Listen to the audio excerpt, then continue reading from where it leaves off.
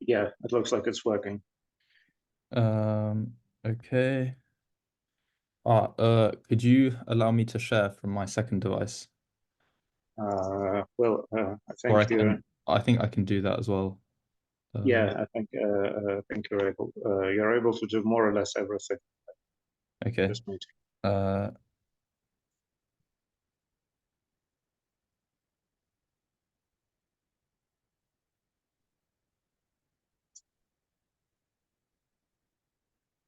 uh,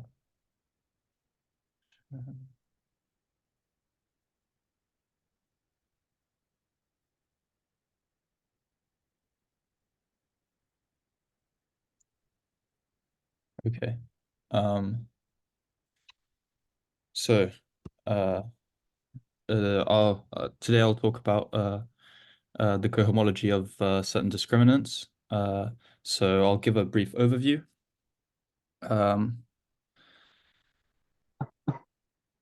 So the general setup is as follows. We have F, which is some function space. S is some type of singularity.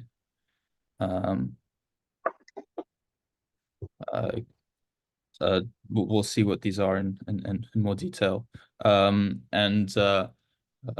Sigma S is a subset of F of functions with singularity S.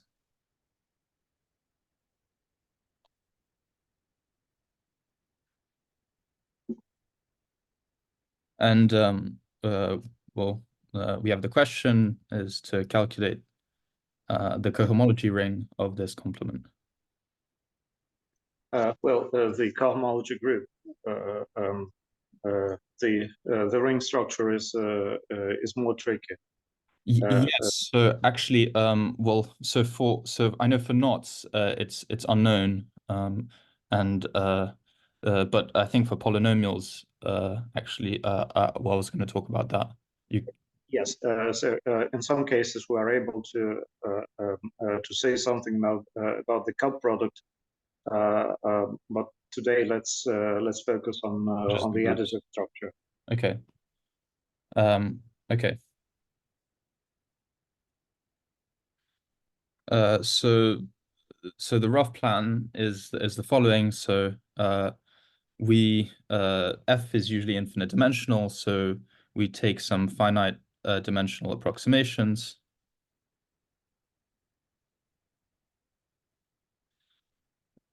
And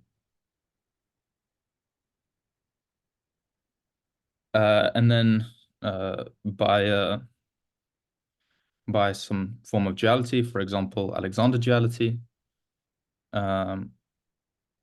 we can relate the complement of this discriminant variety in Fn to the Borel-Moore homology. So this is the Borel-Moore homology of sigma. So one description of this is we take the 1-point compactification of sigma, and then we take ordinary homology with respect to this added point. It's not locally fine, actually. It's not star minus something, it's something minus star. Oh, yes, sorry.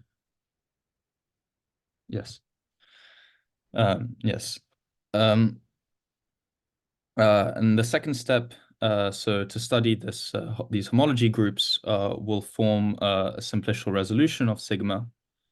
This is a homotopy equivalence with a space that's a bit richer, and it has a filtration. So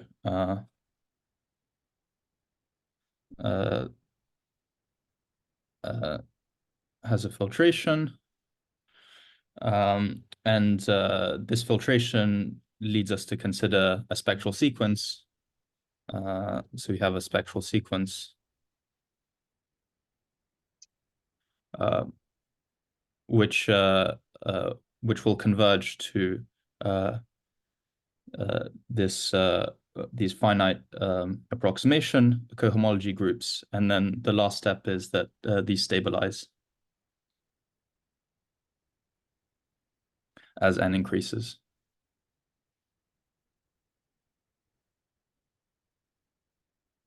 Okay, so that's the rough plan.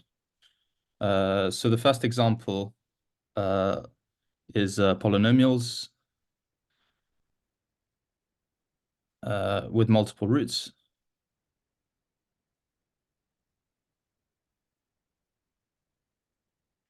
So let F be the space of polynomials in R. S, the singularity type, will be a multiple root. In this case, then sigma is the zero set of the discriminant. So the discriminant is a polynomial in the coefficients of the polynomial that we're considering.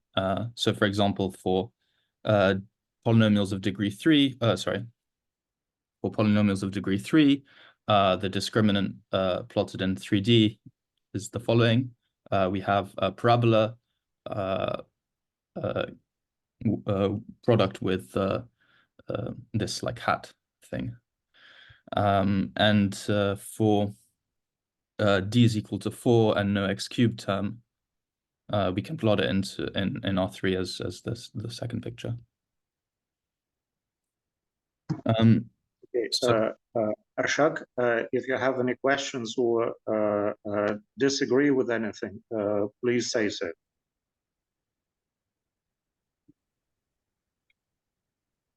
I think no questions.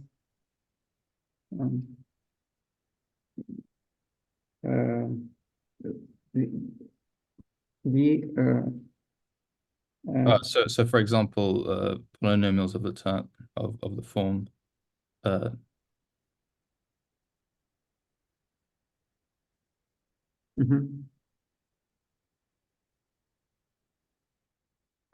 so then our finite dimensional approximations will be just polynomials of degree d. So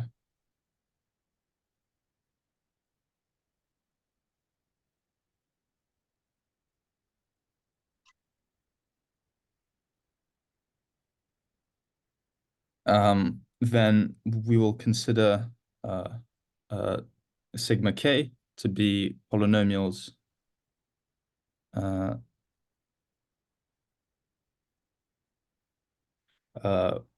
with at least one root of degree bigger than or equal to k.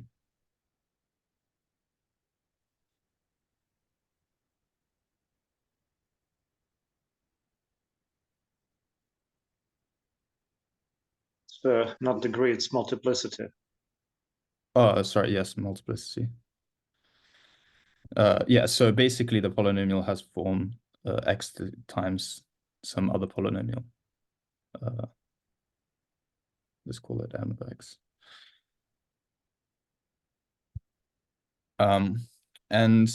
So then we have the following theorem. So the cohomology ring of, so the cohomology groups of the complement of sigma k in PD is either Z or 0, and I'll explain the degrees later. And then I was going to talk about the multiplicative structure. Should I still state it, or is it? Well, let's say, well, since you've prepared this part, let's say something about it. But let's keep in mind that this only works for this example, and yes. In general, we get something more tricky because the method basically allows one to determine the stable homotopy type of the discriminant complement, which sadly does not include the cup product structure.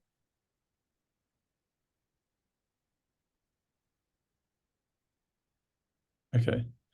So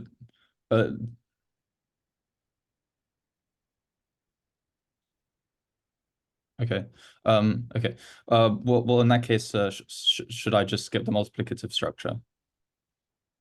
How Or should I long just will it state it? take? Sorry? Well, I How mean, long will it take? I can just state it. I mean, it's a simple step. I'm not proving it in Okay. detail. So. Okay. Well, let's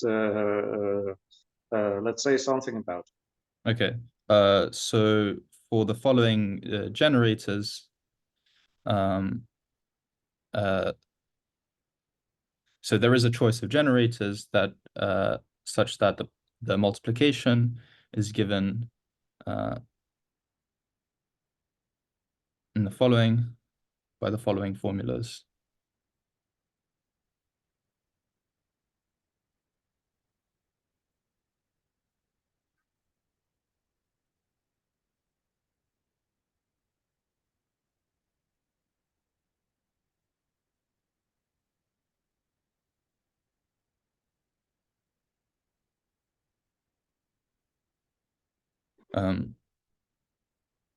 Okay, so for the additive structure,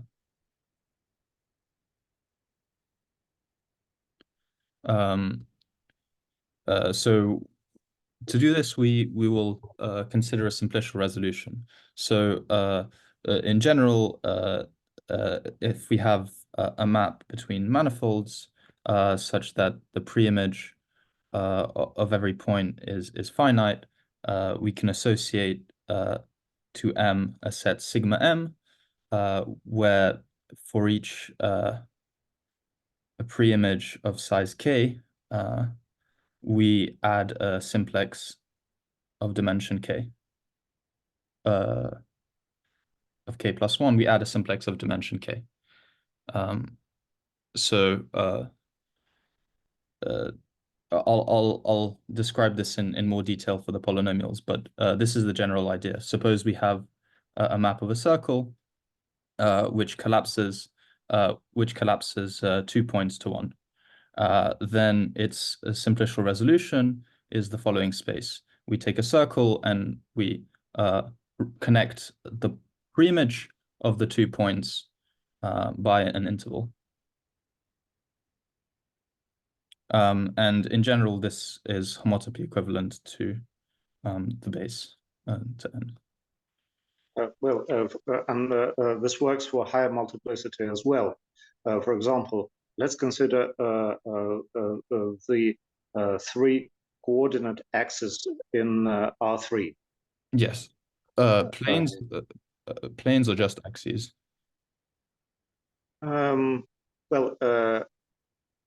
Let's start with the axis, and then say that it works for planes in the same way. So for if we just consider the axis, there's one triple point, and we insert a triangle for the triple point, and again we get something homotopy equivalent, and moreover properly homotopy equivalent to the space we started with. Yes. Okay. Now let's try to do the same with the coordinate planes. And this time the picture is tricky to draw, but the idea is the same. We have segments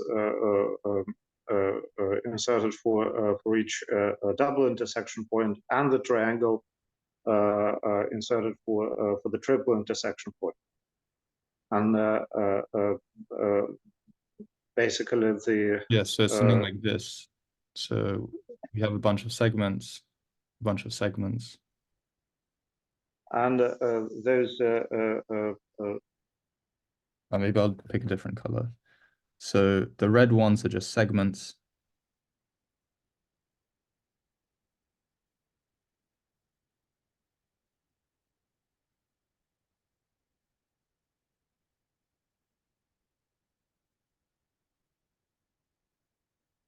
and then this is dimension 2. So these have dimension 1. Well, the picture is slightly wrong. What happens is for each, so we have 3 planes. The pairwise intersections are 3 lines. For each line, we get the line times 0, 1, and there's a 0, 1 in each of the 3 strips, which are the sides of the triangle. Does this explanation make any sense? Yeah, I think so. Yeah, for each of these points, there's a copy of 0, 1, and then there's a single triangle for here. Well, this time I don't have a way to draw a nice picture. Yeah, I'll just keep the previous picture then. Okay.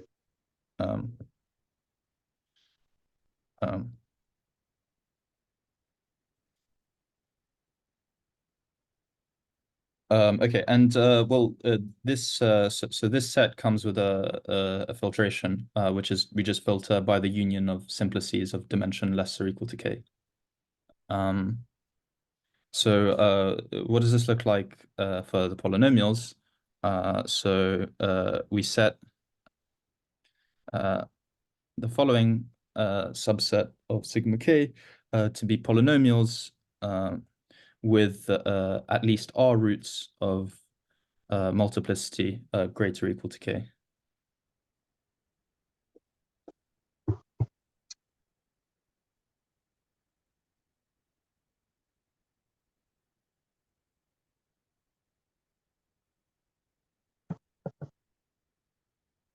And so this set has singularities.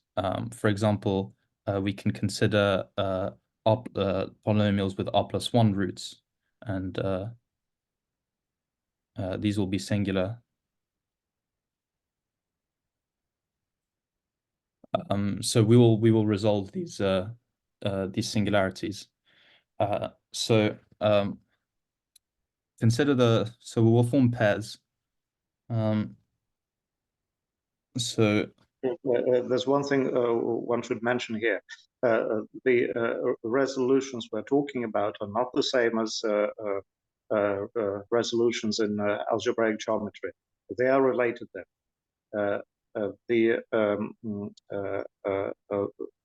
One thing we require of the resolution is that it should be a proper homotopy equivalence.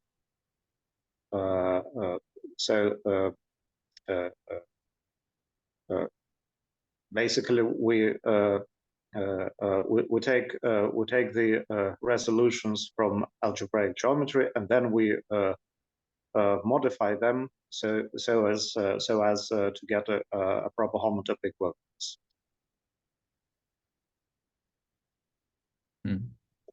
Well, this is just blah blah blah.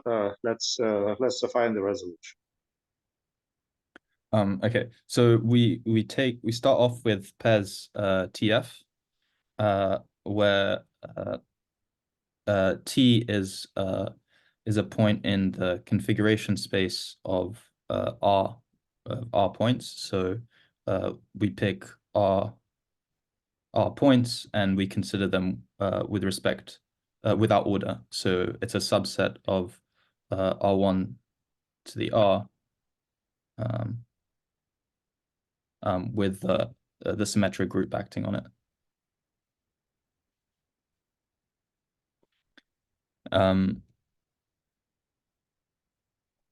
And a polynomial f with roots in these points. So f has roots at ti of degree of multiplicity greater or equal to k. Now, this space has two projection maps. Pi 1 is we forget the polynomial, and pi 2 is we forget the points.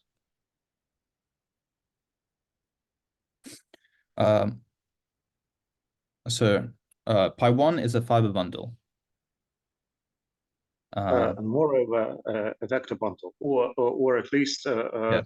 at least a local bundle with a fiber, a real vector space. Yes. So the fiber is the functions with r roots of degree k, and this has dimension d minus kr.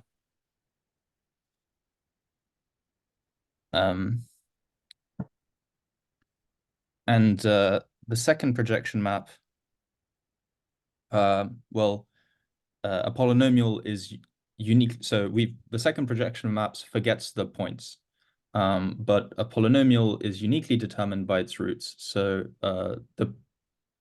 so this map is actually injective. So it's a homeomorphism onto its image.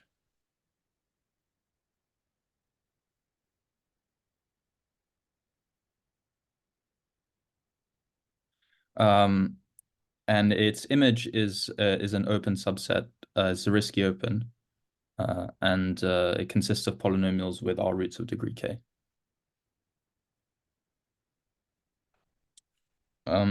So next, I'm sorry, I forgot. Pi 2.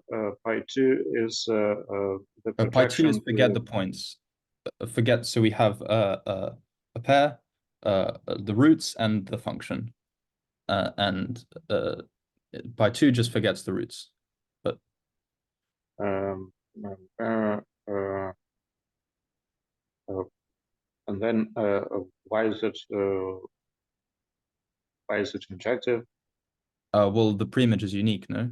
A polynomial is uniquely determined by its roots.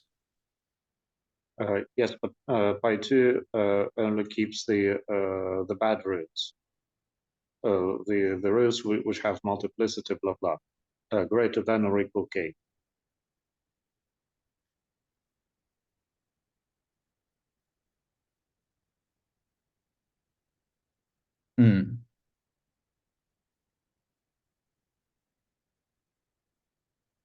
Yes, then it's not injective. Okay. So Vasiliev says something that says that pi 2 is a diffeomorphism. Why is this the case then? Well,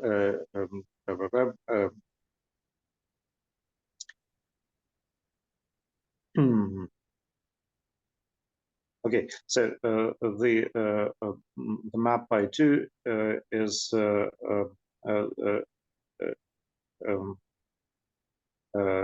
well, it's not a diffeomorphism, but it's generically finite to 1, and sorry, it's finite to 1, and generically it's k to 1.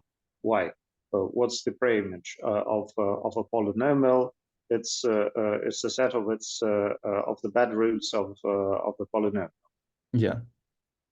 And how many bad roots are there? Well, a certain amount. Okay. Okay. And the idea is we just insert k simplex or k minus 1 simplex for each tuple of roots. Okay. So this is not. So Vasiliev is wrong.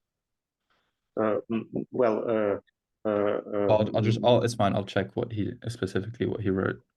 Right. Well, there may be a misunderstanding. Yeah. Okay. Okay. Yeah. Sorry about that. So it's finite to 1 map and homeomorphism everywhere else.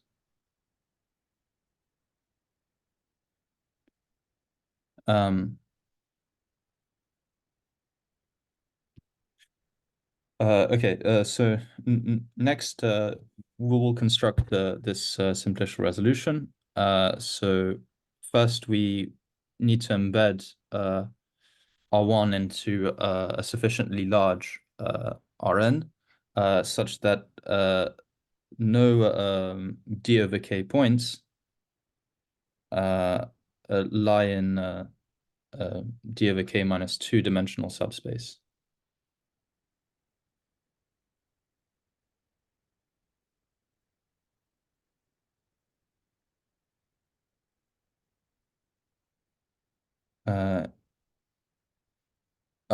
So there are such maps. One of those is the Veronese curve, which can be given by the coordinates ti.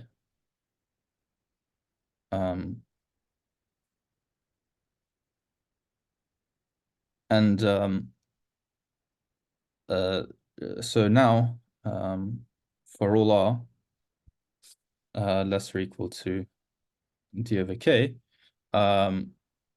if we have a pair TF,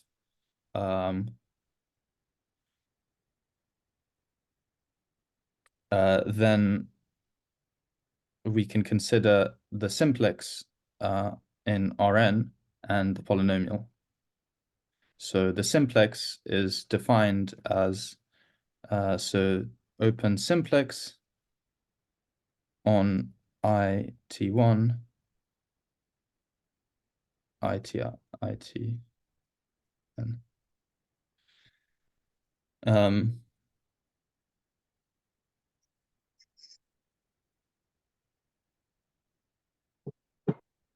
Yes. And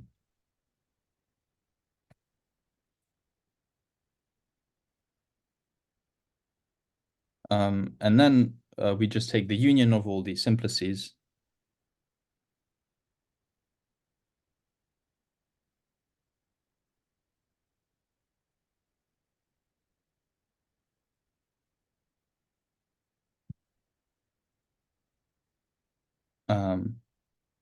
And this again is a fiber bundle with simplex with fiber an open R-1 dimensional simplex.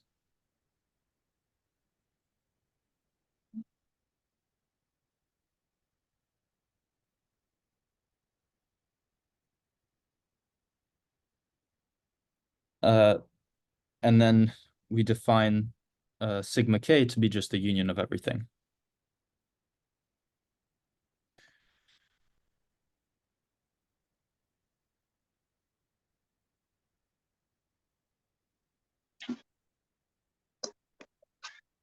Okay, so sigma k lives in the space of couples. The first term of the couple is a polynomial, and The simplex and polynomial. Yeah. Okay, the second one is a polynomial, and the first one belongs to the simplex spanned by the multiple roots of the polynomial. Yeah, by the embedding of the multiple roots in Rn. So yes, we use the embedding to define the symmetric join of R, which is the space of all simplices spanned by the vertices which belong to R. Yeah. Okay.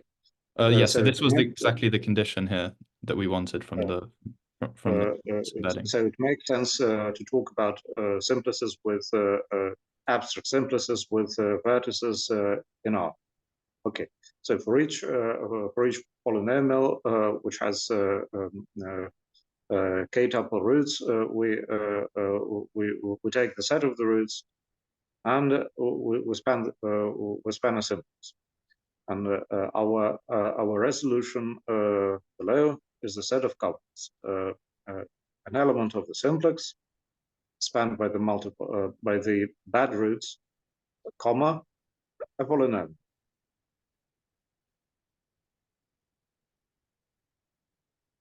Okay. Arshak, does this make any sense?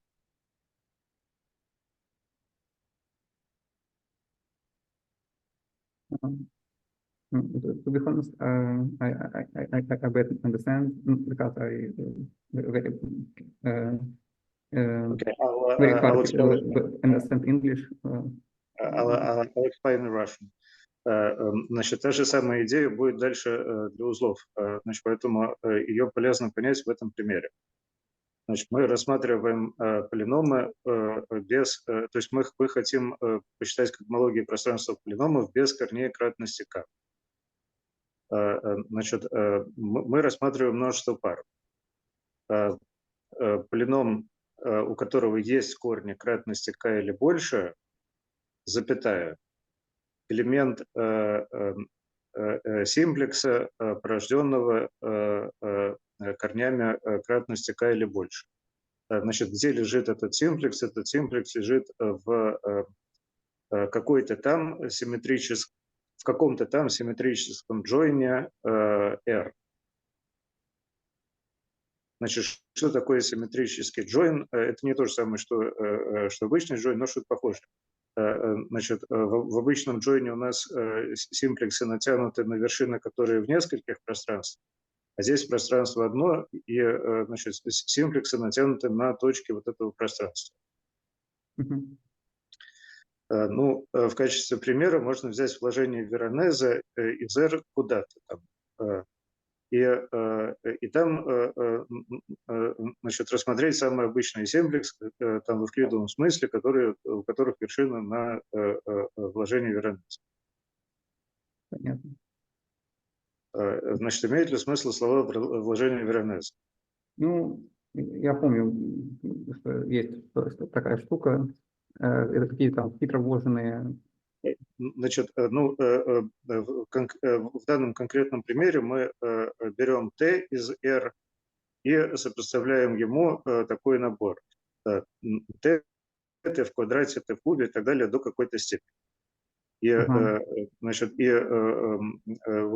вот та степень, до которой мы вот это делаем, она будет степенью кривой Веронезе.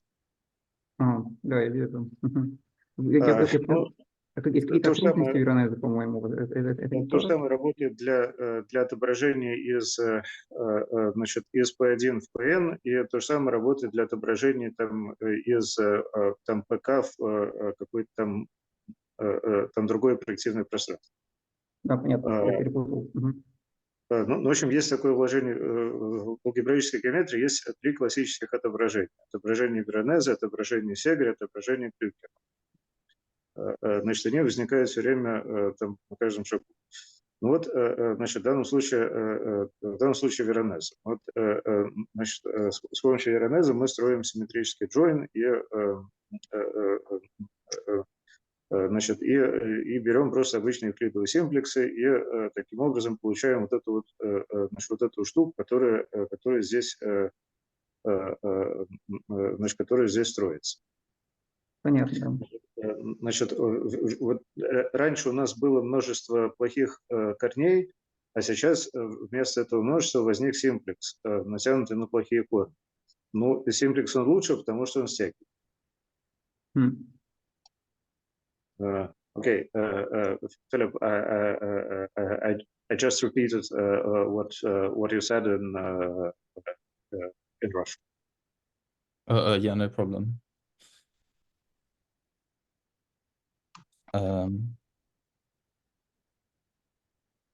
Yes. Yes. So we have sigma k. No, like it looks like this. For example, if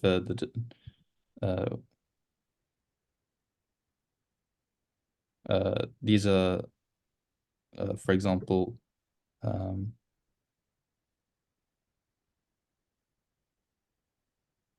we have some root of degree 2. Yeah. Then the resolution will look something like this.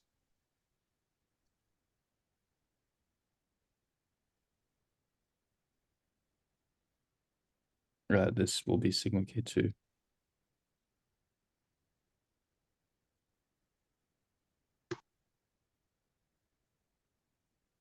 Right,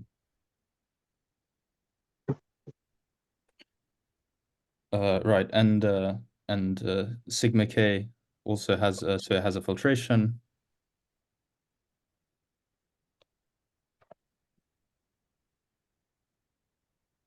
We just take the union of simplices of dimension less than t.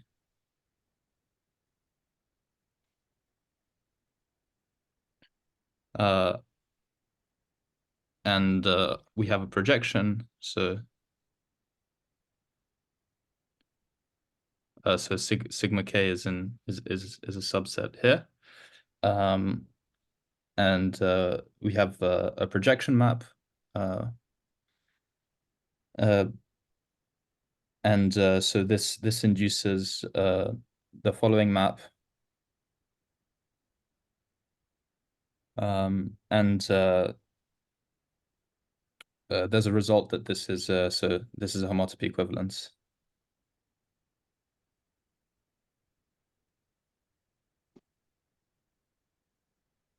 Well, at least all fibers are contractible. They are simplices. Yes. And not just a homotopy equivalence, a proper homotopy equivalence. It's important because if we just have a homotopy equivalence, then we don't have an isomorphism of the Borel-Moore homology groups. For example, Rn is a homotopy equivalent to a point, but Borel-Moore different, yeah. The Borel-Moore homology groups are not the same.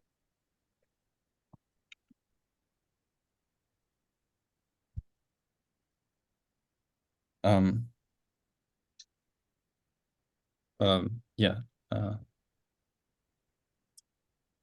Okay. So now we'd like to calculate the Borel-Moore homology groups of sigma k. Аршак, имеют ли смысл слова гомологии Борреля-Мура? Вообще я не знаком с этим, но я вот сейчас смотрю, и обратите внимание, что здесь пропер homotopy equivalence, и я смотрю, о чем там речь. Значит, это такая важная штука, которую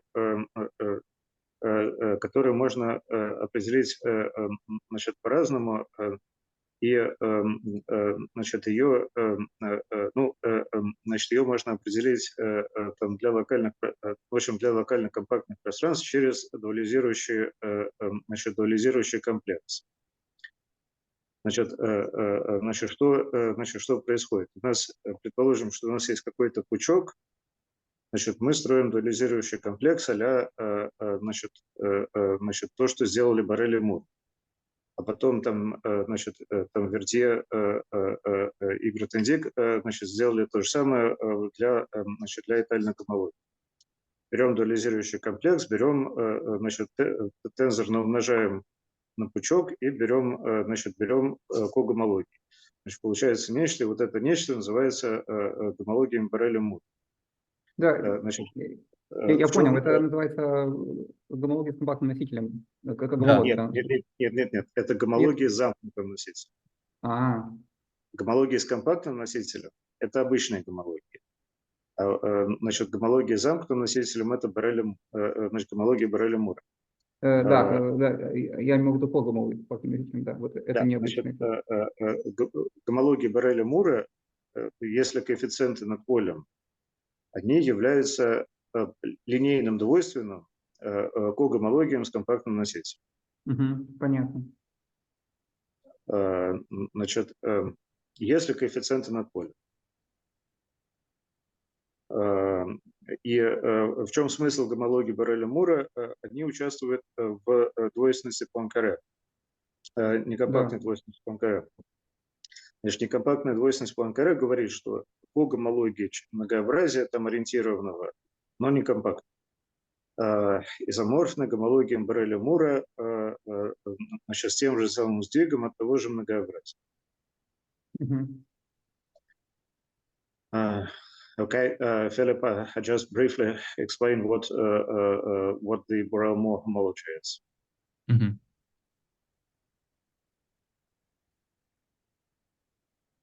Okay, so if we have a fiber bundle, then which is orientable, there's a simple. If we have a vector bundle, there's a simple formula which expresses the Borel-Moore homology of the total space in terms of the Borel-Moore homology of the base, and what's S tends to dx? What is it? Oh, this is just when you were talking about. This is just the Borel-Moore. Oh yeah, yeah. The Poincare duality theorem is basically what Philip has just written, except there is no. This is just the definition of Borel-Moore homology. The Poincare duality theorem. Oh yeah, we need to tensor with the orientation sheaf. So for manifolds, OX is almost the same as DX, but not quite. Yes, so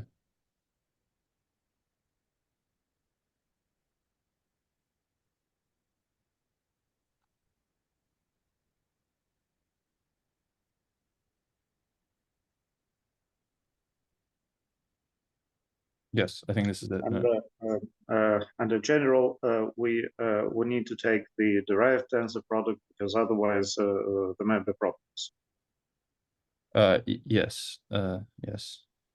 So let's assume that everything is derived.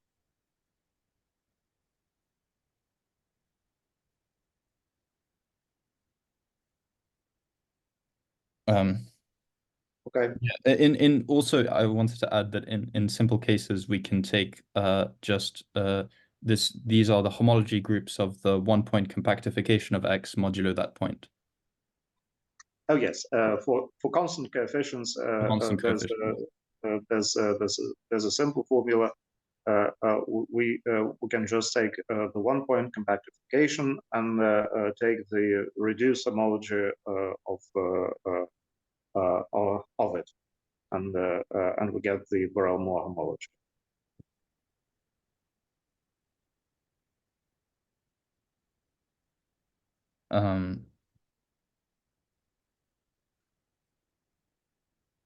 Yes.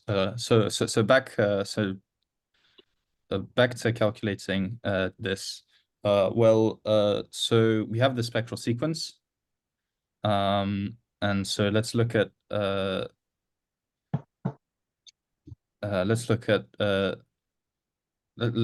E1 term. So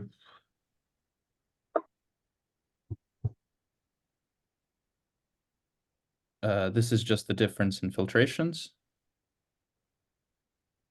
Now which is just okay. Just a small remark for Borel-Moore homology. We have a very useful fact. The relative Borel-Moore homology of something modulo something closed is the absolute Borel-Moore homology of the difference, which basically what we use to get the answer in this case. Yeah, that's this step. Значит, шаг для гомологии Борреля-Мура, в отличие от обычной гомологии, значит, есть такая формула. Относительно гомологии Борреля-Мура чего-то по чему-то замкнутому, это то же самое, что гомология Борреля-Мура абсолютное, значит, дополнение до этого замкнутого. Значит, поэтому мы вот сейчас вычислим E1. By the way, Philip, there's a bar missing in the second formula. Oh yes, sorry. Thank you.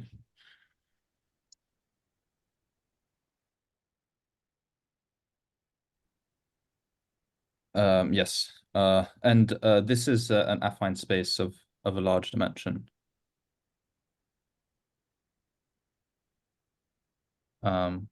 So so this and so we have a fiber bundle with simplices over, so it's the dimension of this plus the dimension of the simplices, and the dimension of this is d minus bk. So then we get d minus p k minus 1 minus 1.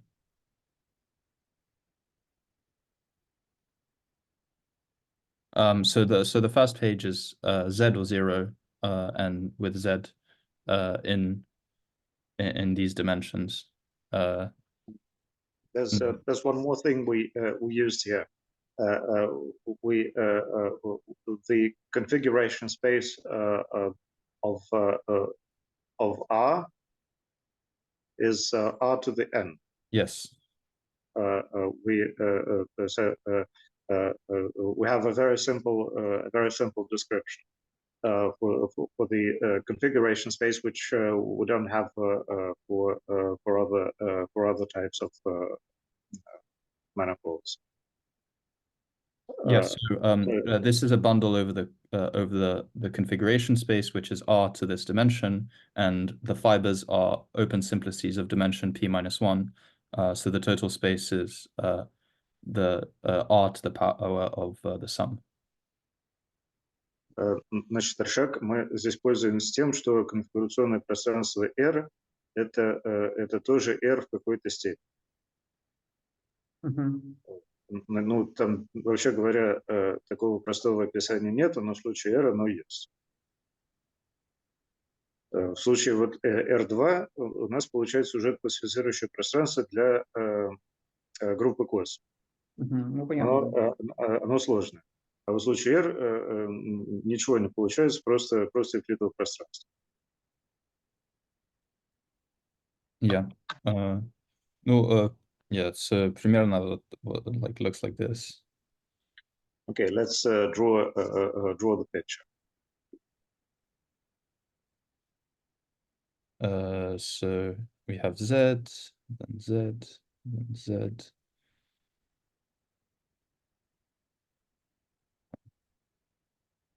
And then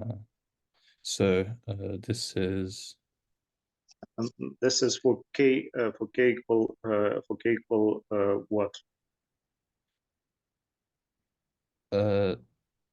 Sorry. This picture is for which k? So k is the degree of the is the multiplicity of the root. Yes. So you the picture on the next page. This one. It corresponds to which k?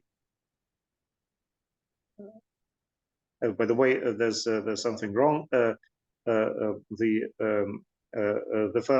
first group is Z, and the next one is also Z, but not in the same degree.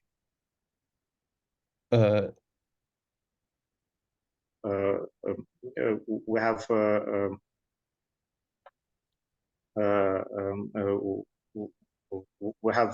well, the next Z lives in degree 1. No. It's supposed to be one less. So it's the diagonal, the next diagonal. In your picture, the top left Z and the next Z are in the same diagonal. Which is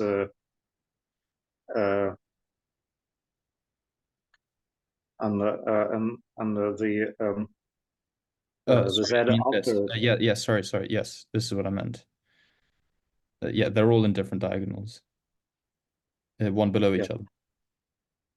Yes. Thank you. Yes, sorry, that was wrong.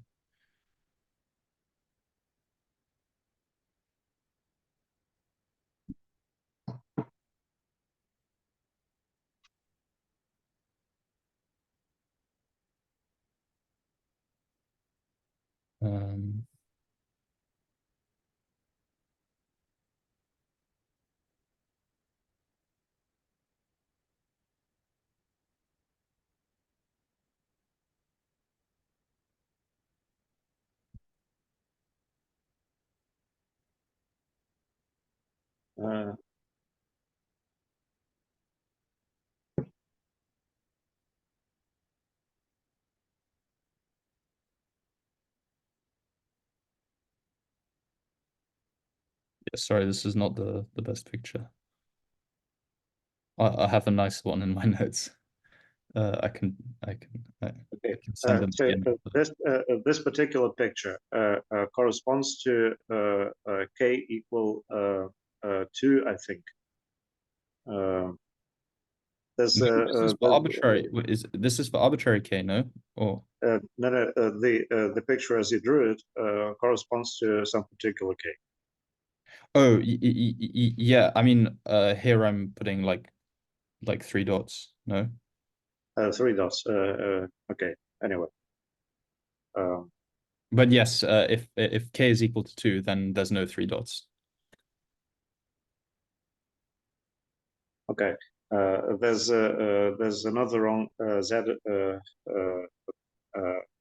in the bottom right corner. Just yeah, there's 3 place, dots here.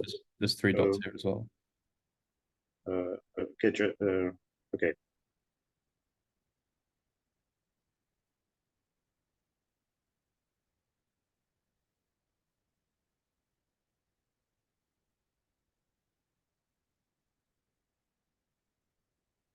Yeah.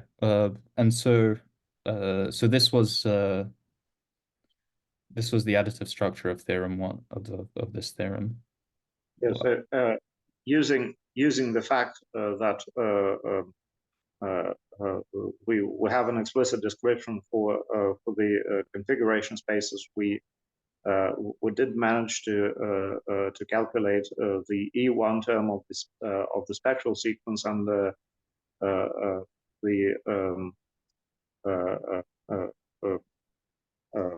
luckily there aren't any non-trivial differentials in the spectral sequence, and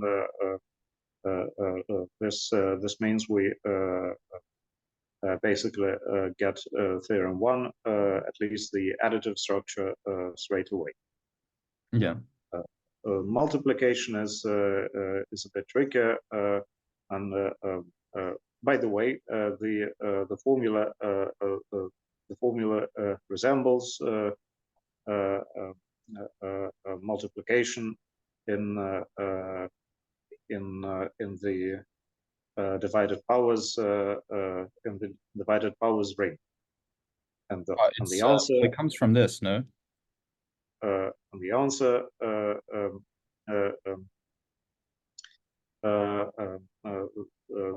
the answer resembles what the cohomology of the loop space of a sphere, and this is indeed what we get, and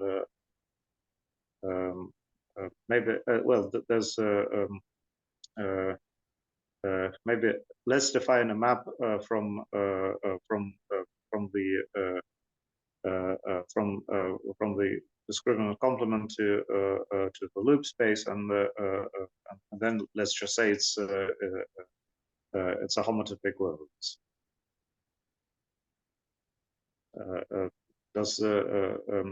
Do you remember this? Yeah.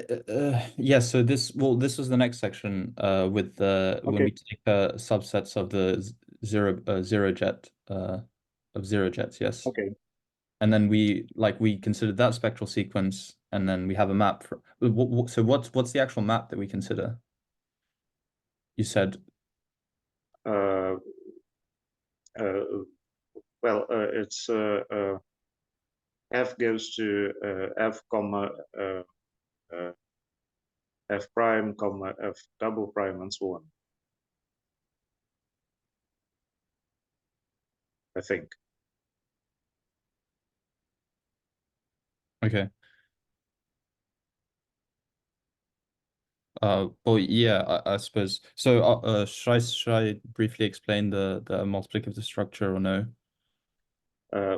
Will it take long? How long will it? Like not long if I skip things, but basically, yeah, briefly.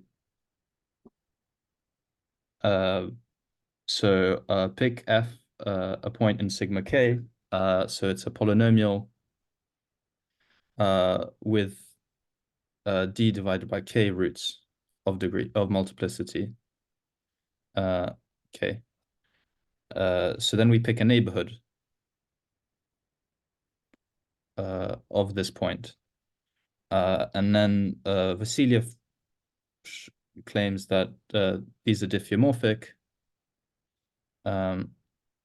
with some spheres and some affine space. And yeah, so this is known. And his result was that so we have an inclusion of V into PD, and this induces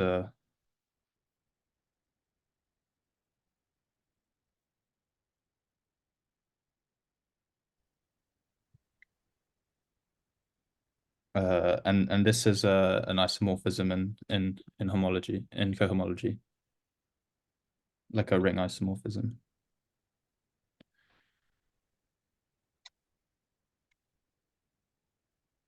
Yes, so that was it briefly.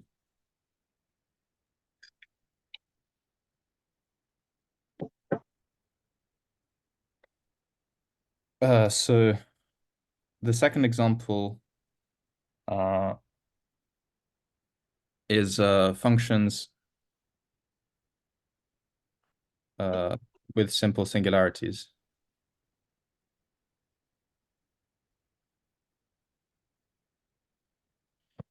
So should I explain what jet spaces are? Well, I don't know. Ашак, нужно ли объяснять, что такое пространство J? Нет, конечно, нет. Okay. Okay, so okay, so in that case, let's define a singularity class.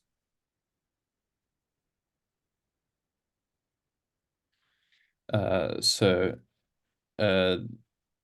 this is a subset S of the jet space at 0, such that 1, S is semi-algebraic,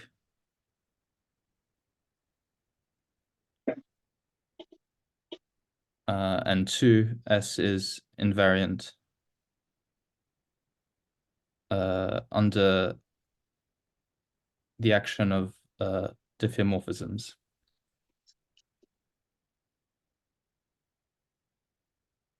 So an example, the differential of the function vanishes.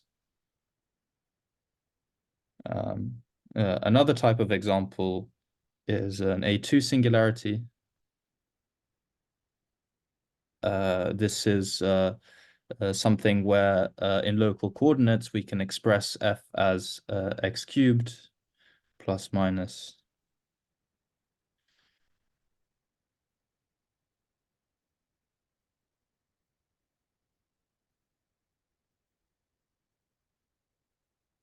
for example, with a discriminant, this was an A2 singularity, and others. Right. So a singularity class defines a subset of so singularity class defines a subset of the jet bundle.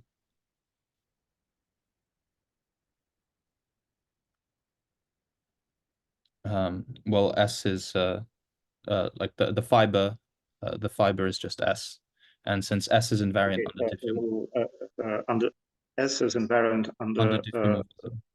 Under diffeomorphisms of which space? Okay, Rn. Let's replace one of those with Rm because. Sorry, yeah. This is meant to be M. Okay, so S is diff Rm invariant. So the S of M will be not just a subspace; it will be a subbundle. Yes.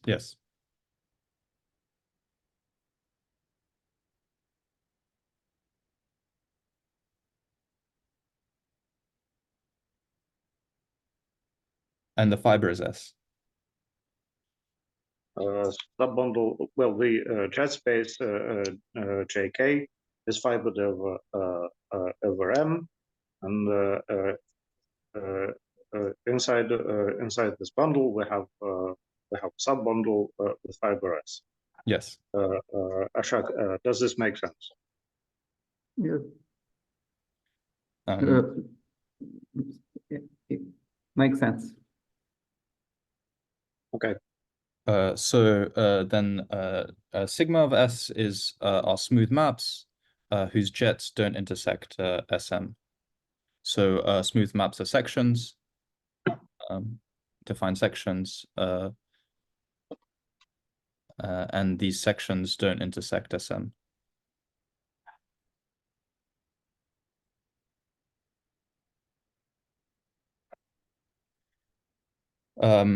So yes, smooth maps define sections, but not all sections come from smooth maps,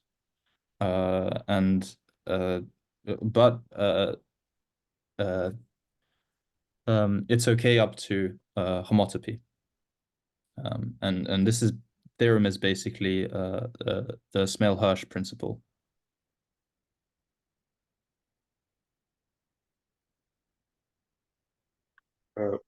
This is well, the theorem I think is called the Vasiliev H principle, Okay. which uses the Smale-Hirsch H principle. Okay. Maybe I'm wrong.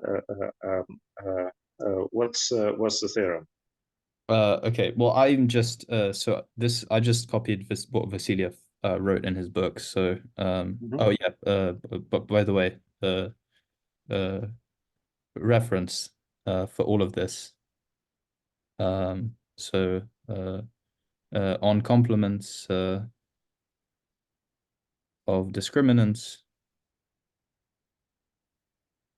by Vasiliev.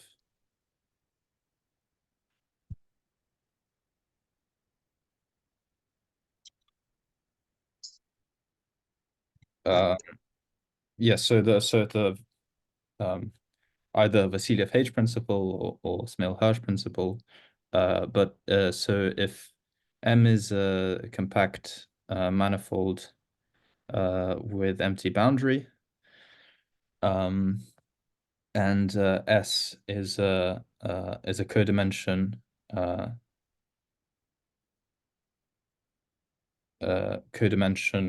M+2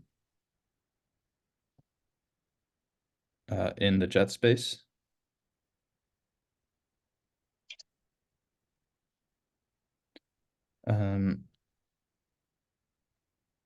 Then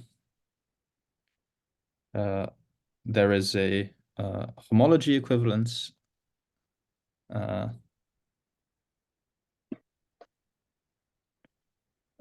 between maps that don't intersect this discriminant and sections of the jet bundle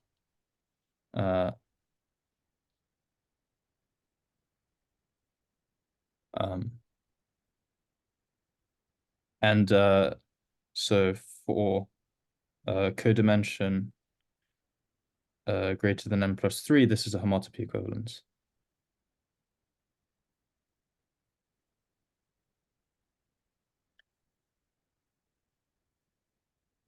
Okay. Well, the proof consists in constructing Spectral sequence for either side, yeah. two spectral sequences for the left-hand side and the right-hand side, and a similar argument as for polynomials can be used to prove that the E2 or E1 terms are isomorphic. So we have the homology result, and if the codimension is high enough, the spaces, the right-hand side and the left-hand side are both simply connected, which means we have often equivalence.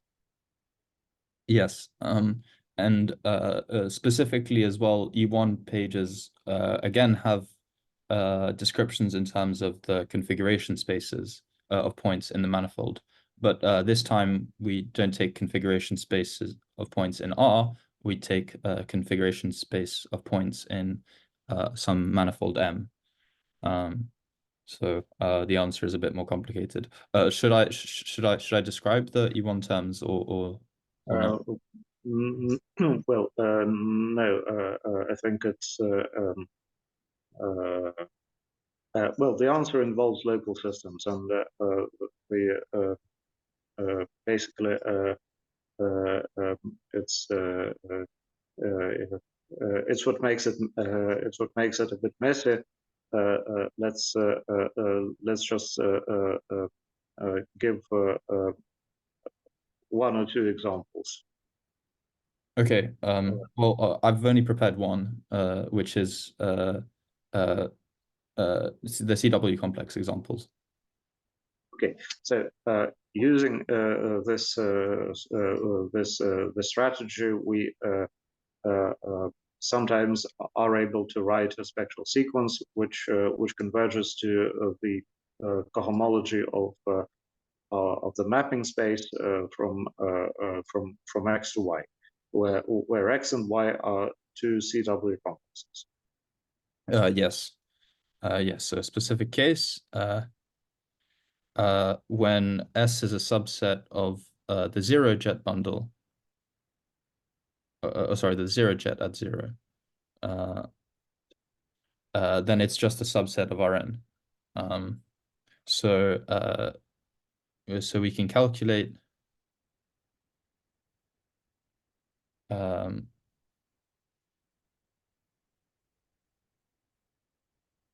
the cohomology groups of maps from X to Y, where X is m-dimensional,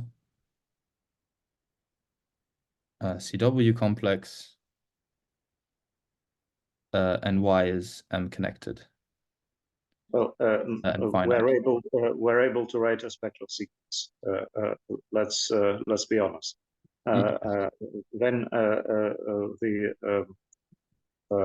well, sometimes this spectral sequence will converge fast, and sometimes it won't.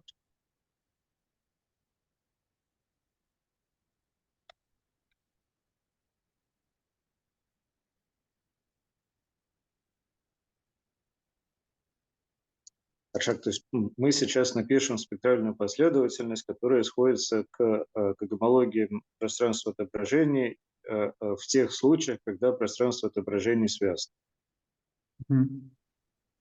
Вот бывает, когда пространство отображений не связано, тогда, в общем, тогда очень ничего не понятно.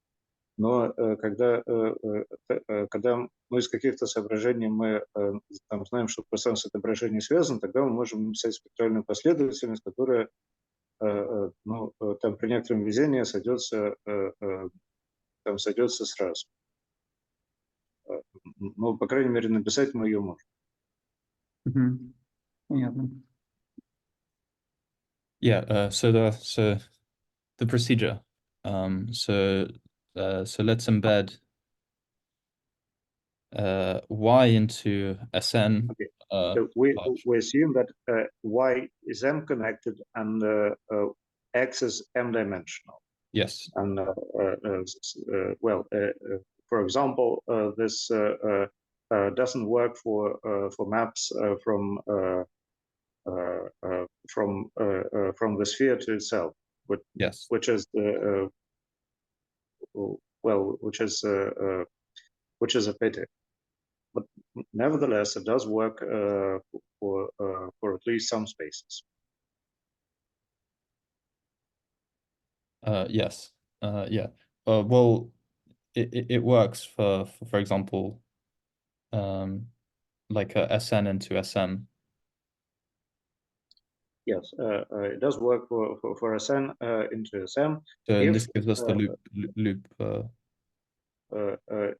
If n is less than m. Yes. Yes, for example, it works for some loop spaces of the spheres. So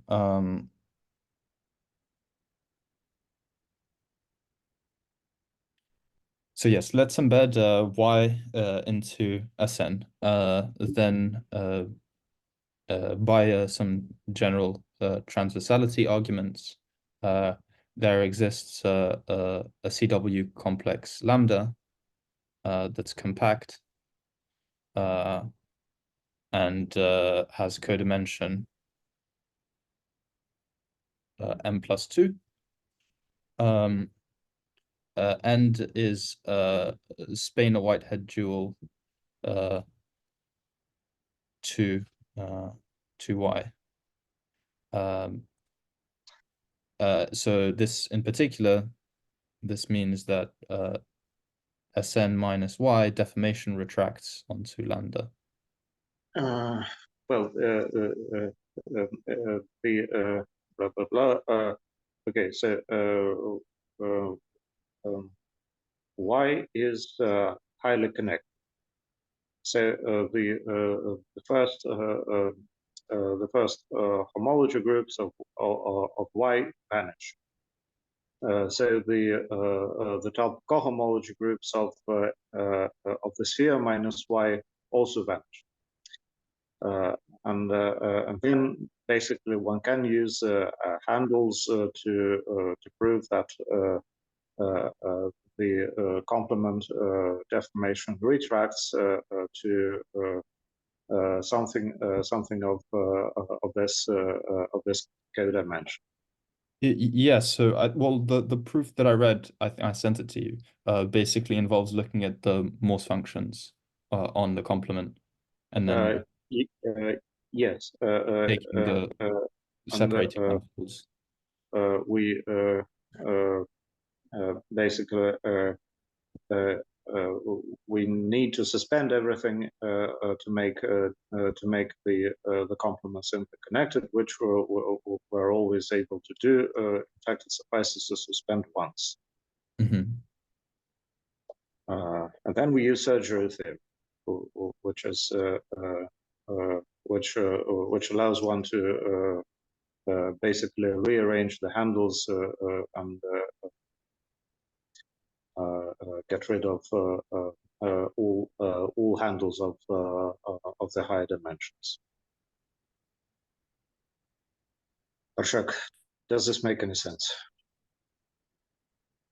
Нет. Значит, если у меня есть что-то односвязанное и с нулевыми гомологиями, то я его могу деформационно проретрагировать на что-то там размерности m плюс 2, где m это максимальная размерность гомологии. Значит, это, в общем, это можно доказывать по-разному, но все доказательства так или иначе используют хирургию. Для неодносвязанных это, значит, уже чуть сложнее. Там, значит, там хирургия становится более сложной, поэтому давайте предположим, что, значит, все односвязано. Мгм.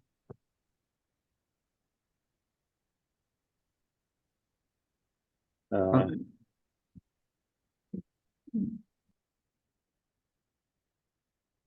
Okay. So then so next we'll take the cone on lambda.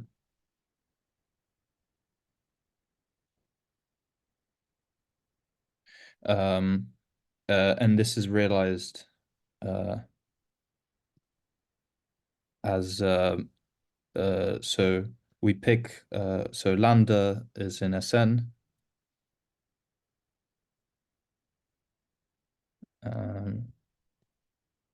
And we take rays that intersect lambda and that are in Rn+1.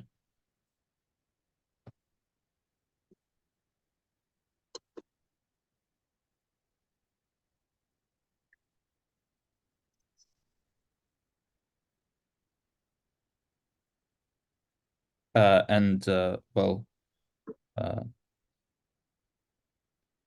it's we have it's obvious then that we have the following homotopy equivalence. So Rn minus this cone is the same as y. So the maps from x to Rn+1 minus c lambda are the same. And so now we will try to resolve this thing.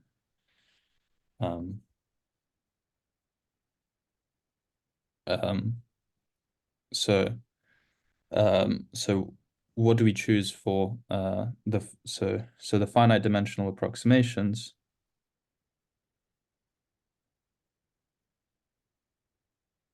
Philip, shall we perhaps make a break? Okay. And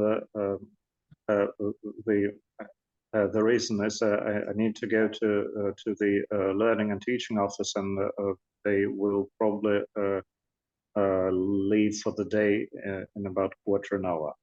Oh yeah, no problem. I'm happy to pause. Sorry. Okay, so let's have a break, and then we'll continue.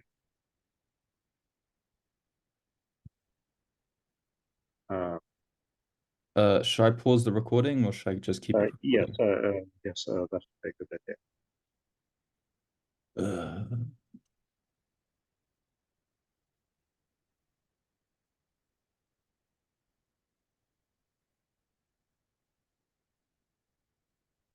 Again.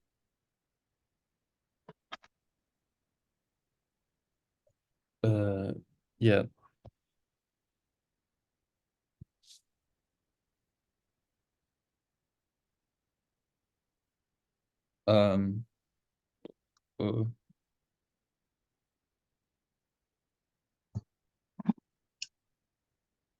Okay, so we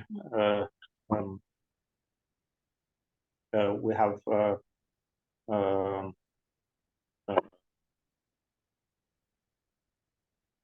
yes, we have Rn+1, the space of maps from x to Rn+1 minus the cone. And so yes, the singularity plus s in this case is just c lambda. It's a subset of Rn, so there aren't any higher jets at all, and we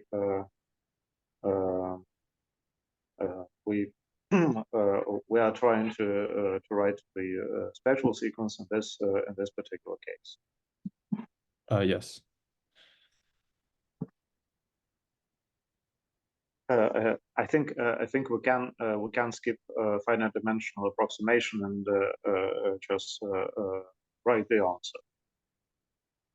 Okay. There's a spectral sequence, and the E2 E1. E1 page is as follows, and yes. then, So okay. So we'll skip finite dimensional approximations. From what I understand, it's very similar to the previous case, but just instead of configurations on R, we have configurations on M. yes, but still, let's write it down.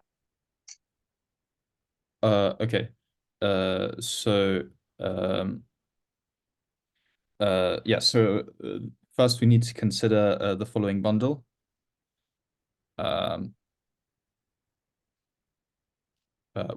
maybe I'll write the theorem and then I'll explain what every term means.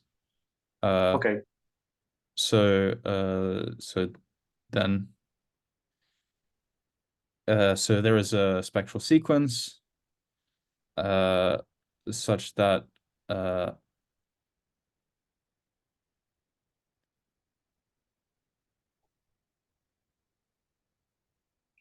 for all I,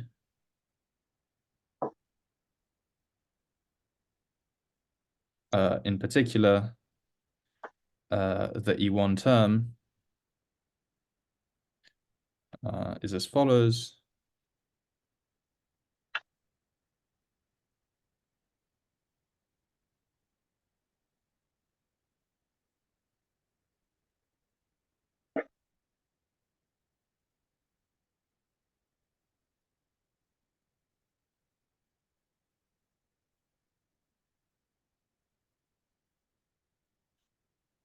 Okay.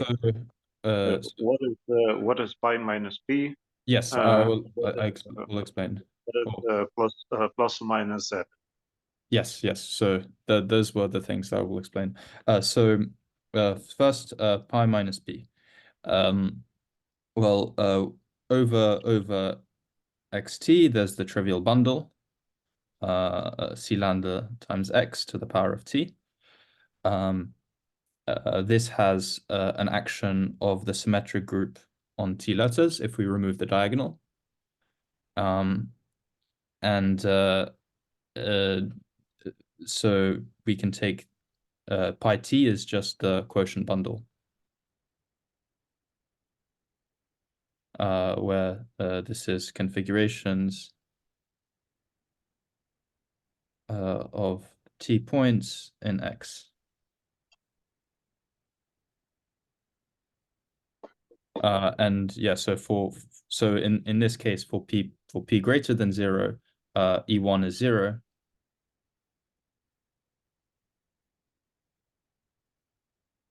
And for p negative, then the space is non-empty.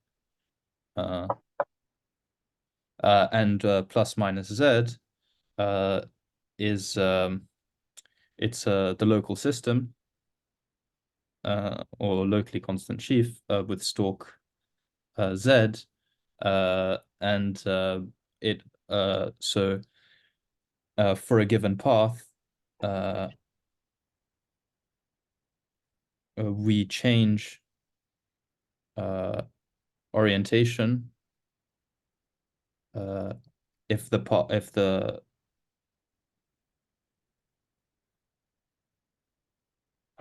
we change orientation if the projection is an odd permutation.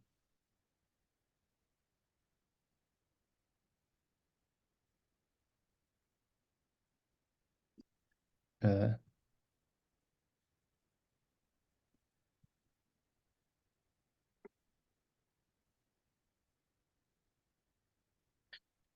So this makes sense for every unordered configuration space. Yes, I had a question. Like, I didn't actually read far enough to understand where this comes in. Like, why is it? What's the meaning of this Z? Well,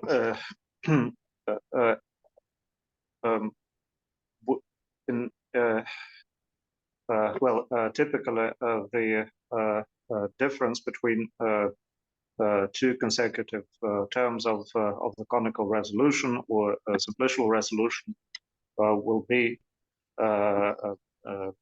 something like a vector bundle over something. Okay, vector bundles we can have. Now, the base of the vector bundle will in turn be fibered over the configuration space, but this time the fiber will be something like an open simplex spanned by the vertices of the configuration. Yeah. Not the closed one, the open simplex. Yeah, so this is the same as before, no? So far. Yes, but in R, there is no loop. There aren't any loops in the configuration space. Non-trivial loops. But for example, if we replace R with R2, then we have non-trivial loops, such as, for example, we can take a loop which swaps 2 points, for example. Let's consider the segment spanned by these 2 points. The segment flips. What does this mean? This means if we take the open segment, then we get a map which flips the endpoints. This map induces -1 in the Borel-Moore homology of the segment. Well, the same happens for simplices of higher dimension. Suppose I have an open simplex of some dimension. An open simplex means a simplex minus the bound. What happens if I swap 2 points? Well, the Borel-Moore, the induced map of the Borel-Moore homology is multiplication by -1. Okay, yeah. I suppose it works for any permutation that's odd, right? Of the vertices of the simplex. We'll get -1. Yes, we get -1 for odd permutations and 1 for even permutations. Yeah.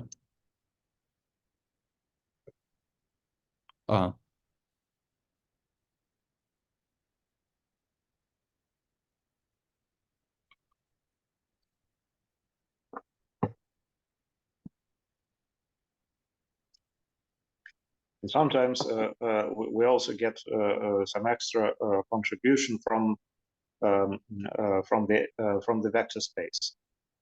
Some bundles are orientable, but some vector bundles are orientable, but some of them are not. In which case we need the times the local system plus -1 by some other local system which corresponds to the orientations of the vector bundle. This was like the alt, the stuff about alt. No. Alt is plus -1. Okay. One needs to be careful. Which alt?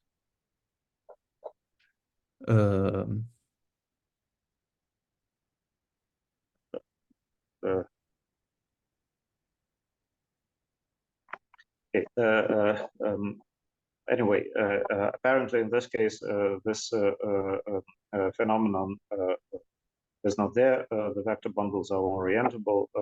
Let's not worry about that. Okay, yeah. Also, I think Arshak is with us again. Well, let's check. Arshak, are you with us? Yes,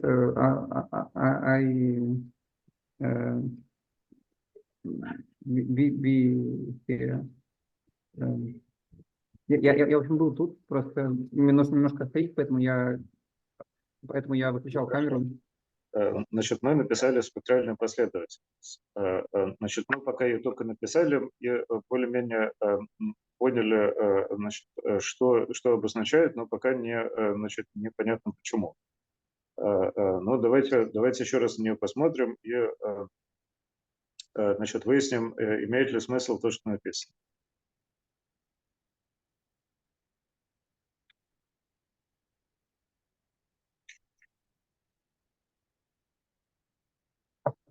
Вот, значит, что такое pt? Значит, pt – это расслоение над пространством конфигурации, значит, которое строится значит, следующим образом. Значит, мы берем конус, значит, конус крест x, значит, берем какую-то декартовую степень. Значит, дальше значит, там фактор, значит, фактор по симметрической группе отображается фактор значит, декартовой степени x по симметрической группе, ограничиваем на пространство конфигурации, получаем какое-то такое расслоение значит, со слоем. Ну, когда у нас есть два пространства, значит, мы там, значит, мы там имеем диагональное действие, значит, что такое, да, и значит, отображаем фактор какого-то одного пространства, значит, по действию. Значит, такой слой? Слой – это второе пространство по стабилизатору точки из первого пространства. Но стабилизатор точки в данном случае тривиален, поэтому слой просто c лямбда. Значит, того pt – это расслоение над конфигурационным пространством из точек со слоем c лямбда. Значит, и, значит, соответственно, мы поняли, что такое pt, теперь что такое плюс-минус 1. Ну, pt, оно гомотопически эквивалентно пространству конфигурации, поэтому достаточно понять, что такое плюс-минус z на пространстве конфигурации. А это просто локальная система, которая меняет знак в зависимости от знака перестановки индуцированной индуцированной петлей. Значит, у нас петли в пространстве конфигурации как-то переставляют точки, но вот мы смотрим, понятно, да. Смотрим на перестановку, смотрим на ее знак и что-то получаем. Вот, значит, ну и дальше еще почему-то это нужно возвести в тензорную степени n, но мы пока просто хотим понять, что написано. Хорошо, значит, вот получили какую-то такую странную штуку, которая будет E1 от спектральной последовательности. Значит, пока вот значит, больше ничего не произошло. Okay, Philip, I've just explained the notation to R-sharp, and I think we can continue. Okay. What should I talk about next? There's I mean, I have just like quickly the example, like there's also a version when we fix a subspace. And this gives us, for example, the loop space spectral sequence. Okay. Or should I describe these? I don't have much left on this topic apart from describing the approximations and the simplicial resolution. Otherwise, let's keep the approximations. Is it possible to write this spectral sequence more or less explicitly for x equal s1 and y equal sm?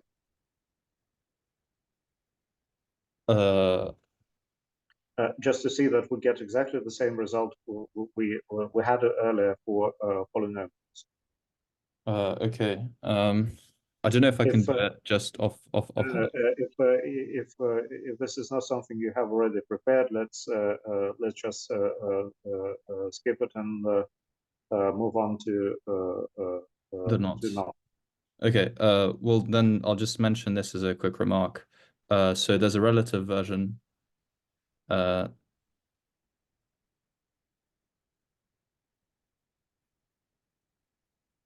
where we like fix a subset of X, and then pi minus P becomes the respective bundle over the configuration space of points in X minus K. And in this case, if we pick X is equal to SM. What exactly does a relative mean? So we just the space of all maps, which presumably which coincide with the given map on K. On K, yes. So if K is a point, and X is equal to SM and Y is equal to SN, then this converges to the cohomology of loop spaces. And in particular, if we look at M is equal to 1, then the spectral sequence for the polynomials and the spectral sequence for the loop space are the same on E1. So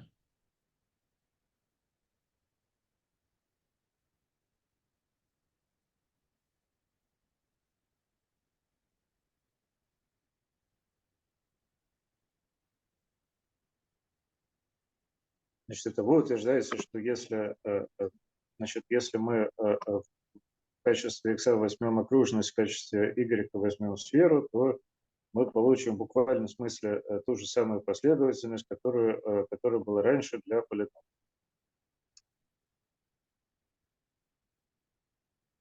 Значит, последовательность считает технология пространства Песи.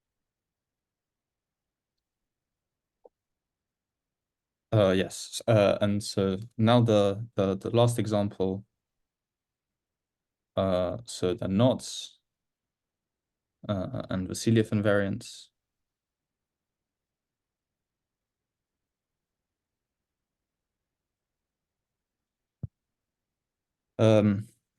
So we consider K to be the space of normed maps from S1 to S3. So these are maps that fix a certain point, for example, infinity. And apparently this is... What exactly is a normed map? So I said they fix a point. So for example, we require the embedding to pass through infinity.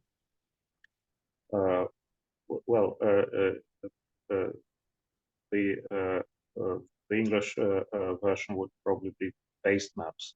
Oh, okay, sorry. Based maps. So this is slightly, this is basically the same as the space of long knots. So these are maps R1 to R3, which have a fixed direction at infinity. Okay, we fix the image of the base point in S1, and we also fix the derivative. Yeah. At this point. Yes. And so this is supposedly easier to compute resolutions than just the space of knots. Yes. So for technical reasons, we do this example. Although it's also possible to do the same thing for all knots, meaning we don't have any base point or a fixed direction. Yes, and then sigma is our based maps that are not embeddings.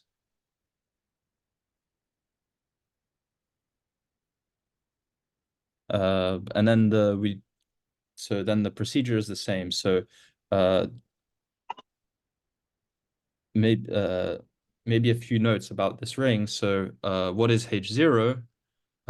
So these are locally constant functions on the set of components. So each component of the space is a knot. So these are not invariants.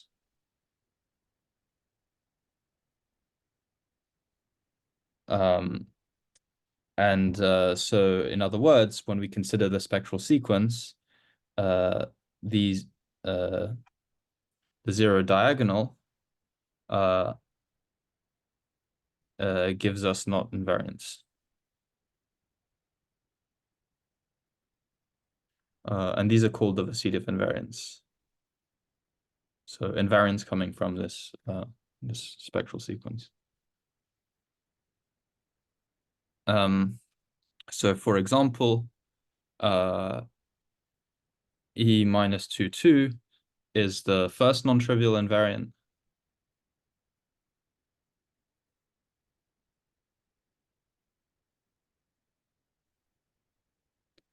And it's the coefficient of the monomial term in the Conway polynomial.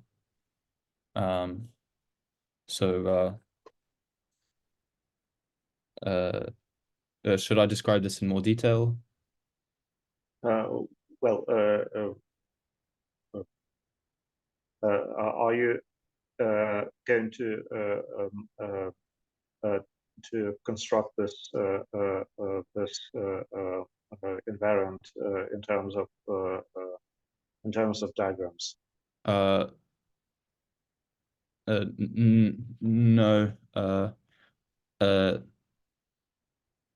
No, I was just gonna give some examples.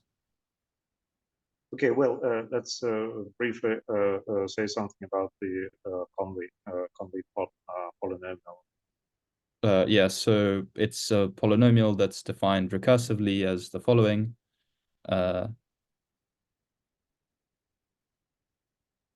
So for each crossing of the knot, we can resolve this crossing using the following rule. At the end, we get an unknot or a collection of circles in the plane. So for example, for the trefoil, it's 1 plus z squared. And for the figure 8 knot, it's 1 minus z squared. For example, the term with the third term, it distinguishes the trefoil and its mirror. So it can't be reduced to the Conway polynomial. Yeah. So yeah, in general as well, the spectral sequence can be used to calculate embeddings of manifolds, not just knots. So we can the same procedure works for just embeddings of n manifold into Rm. So there's a conjecture. So are these invariants complete?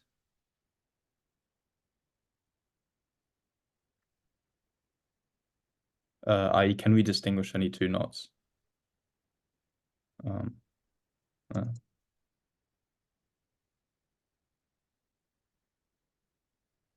So this is equivalent to the spectral sequence converging.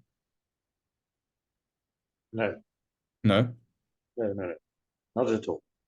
For example, the spectral sequence converges over Q, and this is a theorem by Kontsevich, which uses the Kontsevich integral, but the Vasilev conjecture is wider. So converges over any coefficients? And well, I don't remember. Okay. For other coefficients, the convergence is a bit trickier, and maybe this has already been proved, but maybe not.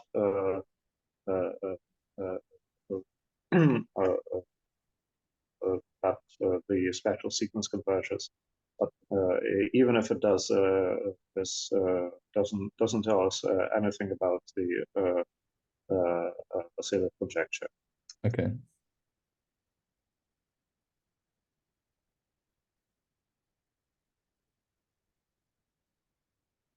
So Vassiliev invariants are just some invariants, and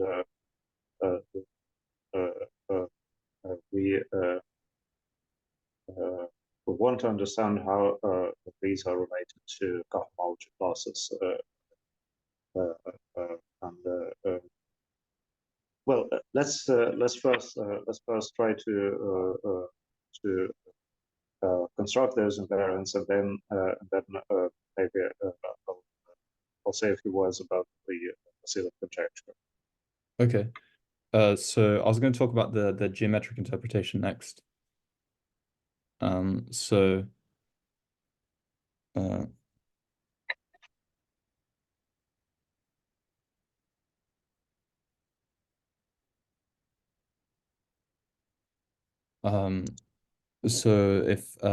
if alpha is a not invariant, or it's a cohomology class,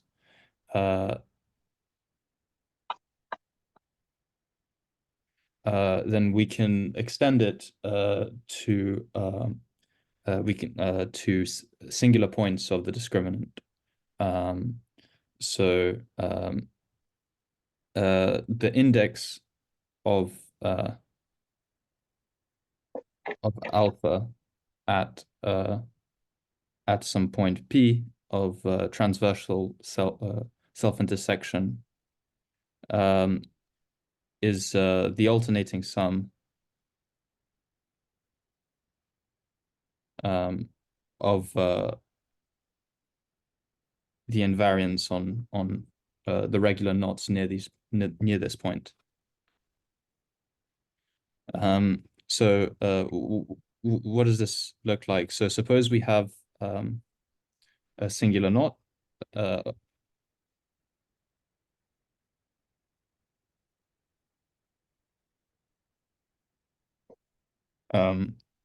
Then the invariant on this, the index, is just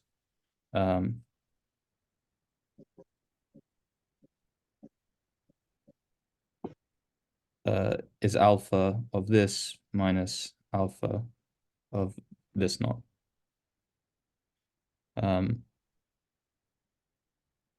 For a point with a double transversal intersection, then we can just take we go around a circle, and we pick plus and minus signs depending on how we intersect the discriminant. And this is generalizable. So for a k-fold intersections, there are 2k terms in the sum.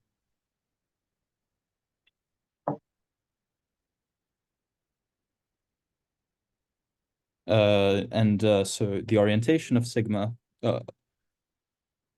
can be defined in the following way. So first we fix an orientation. Not the orientation, the co-orientation, yes. We want to orient the normal bundle, not the sigma itself. Sigma is infinite dimensional. Yes. Yeah, the co-orientation. So we fix an orientation on R.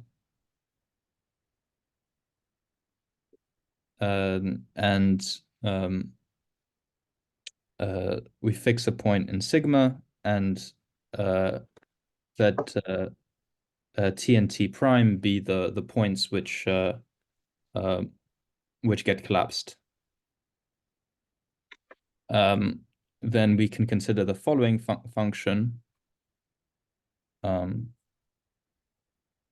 which is just the determinant of these three vectors.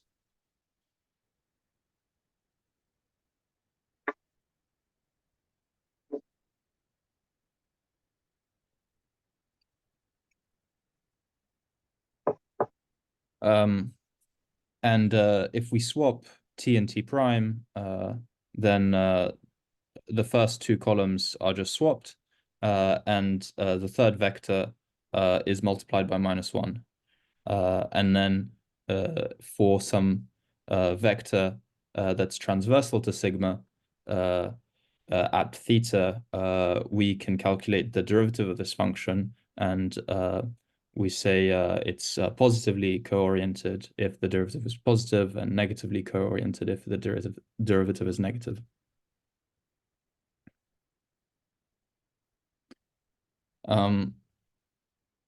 So there's a theorem which says that invariants of order k have index m equal to 0 for m greater than k. And what is index? So index is what I previously explained. So we look at a point of transversal intersection, and we so if it has k, if the degree of the intersection is k-fold, then there are two k components, and we take 2k nearby knots. Okay, so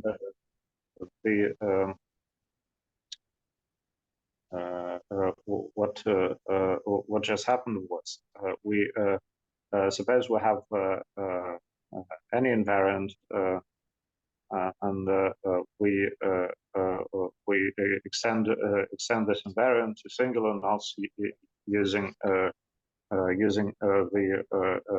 this form. Yes. Okay. Now the claim is if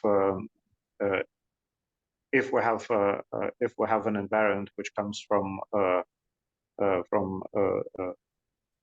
this part of the filtration on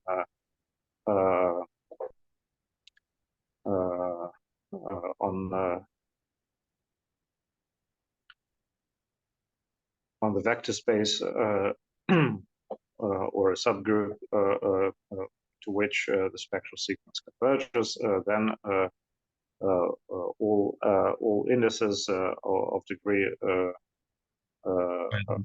larger than the filtration are 0. Applied to this invariant. Yes. Yes, and as a corollary, get that there's so all invariants of order 1 are trivial, and this can be seen just by this picture. So invariants of order 1 are purely determined by this relation, but this is identically 0. So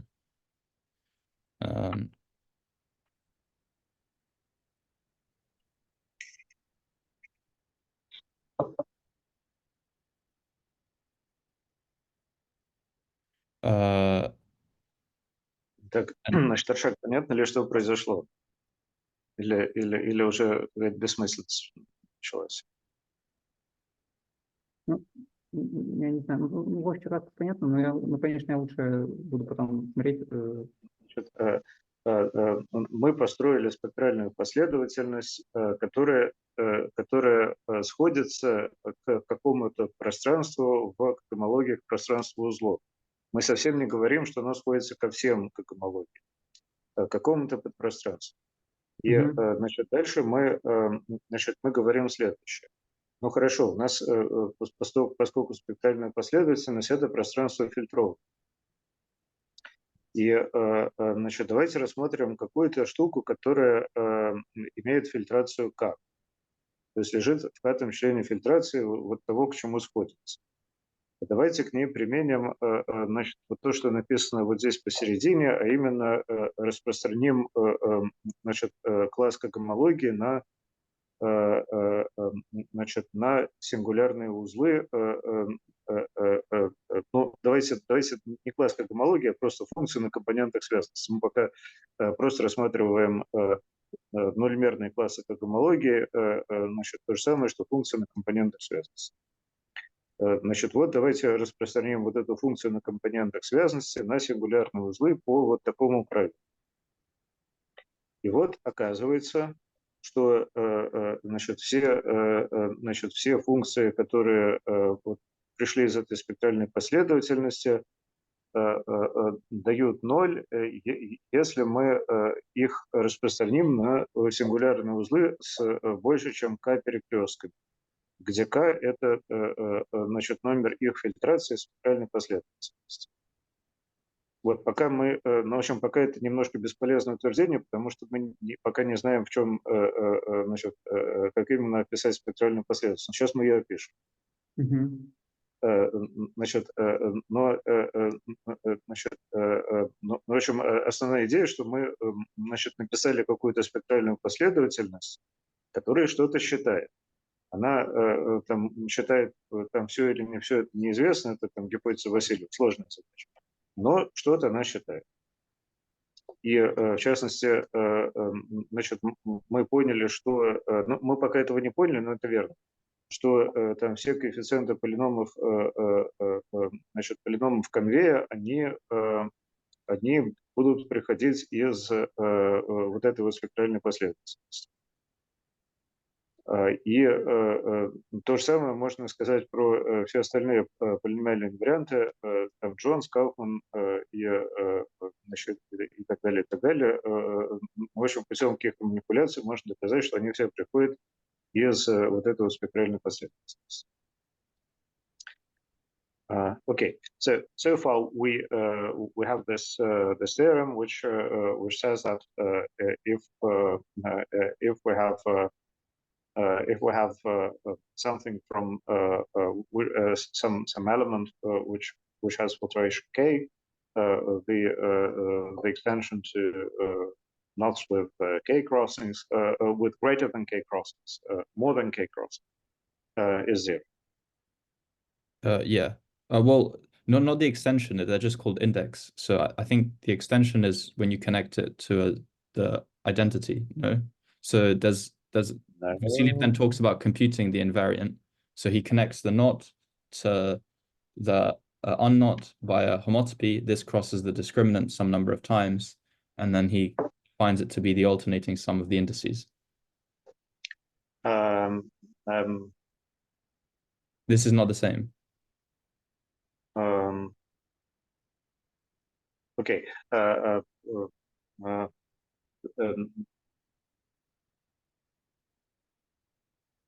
Anyway, well,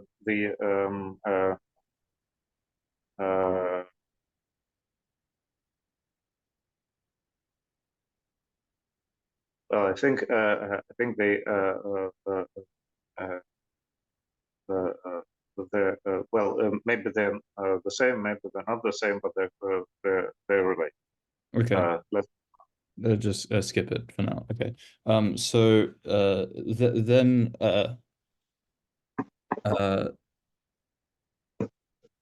so the groups EI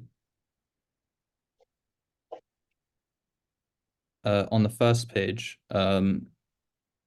they've got an explicit description in terms of the kernel of some homomorphism, which I'll proceed to describe.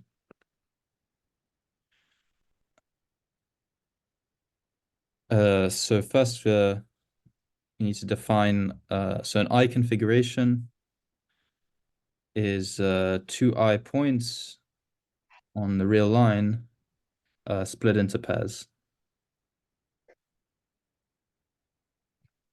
And triangle brackets configuration is to I minus 1 points in R split into I minus 2 pairs and 3 points. So for example, this would be a 3 configuration.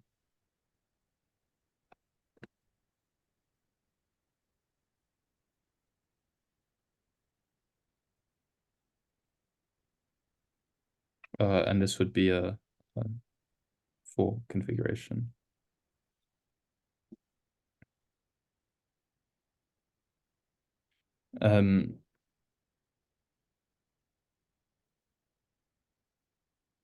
So if alpha is a not invariant of order I, we can give it a map from configurations to G, where G is just some abelian group.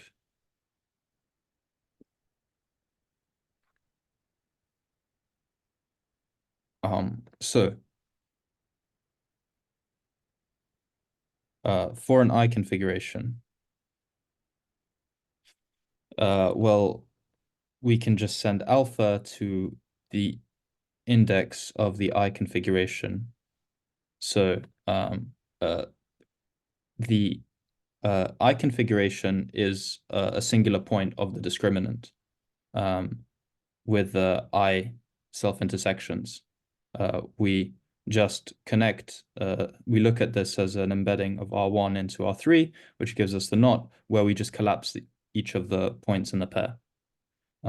So each collapse gives us a condition on 3 coordinates. So this is a codimension 3 I subspace. Okay, could you move back a little? Yes. So I'll just comment on picture. Значит, Аршак, давайте посмотрим на вот эти два рисунка. Значит, что они вообще обозначают? Значит, первый рисунок, который слева, говорит, что, то есть дает нам подпространство в пространстве узлов, которое состоит из узлов, которые склеивают точки, соединенные дугами. А второй рисунок говорит, что мы склеиваем точки, соединенные дугами, но еще имеем нулевую производную в точках, которые звездочки. Нет, no, this is not the same. This is a triple intersection, this one. Maybe I'll denote them differently. The zero differential is later. The triple intersection, do we count them? Okay. То есть нет, значит, yes, but these, if we have a triple intersection, then aren't we supposed to connect those points in some way? Yes. So what he says is, if we have a triple intersection, we can resolve it into 6 different double into 6 different. Basically, if we have a triple intersection, we can resolve it in 6 different ways to get a I configuration. The previous case, when we only have any double intersections. So if we have something like this,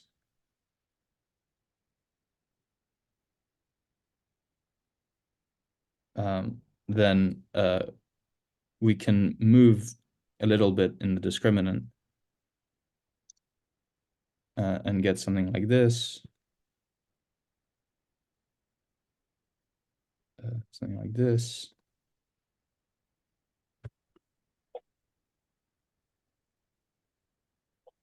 This.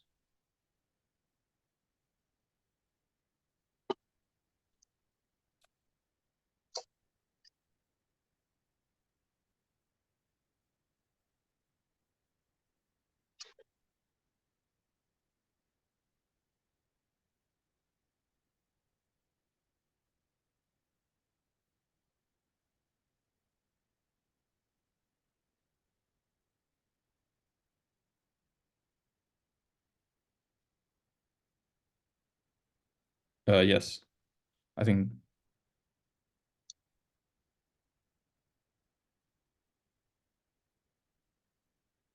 So these are all nearby knots, and this extends this type of configuration to the previous case.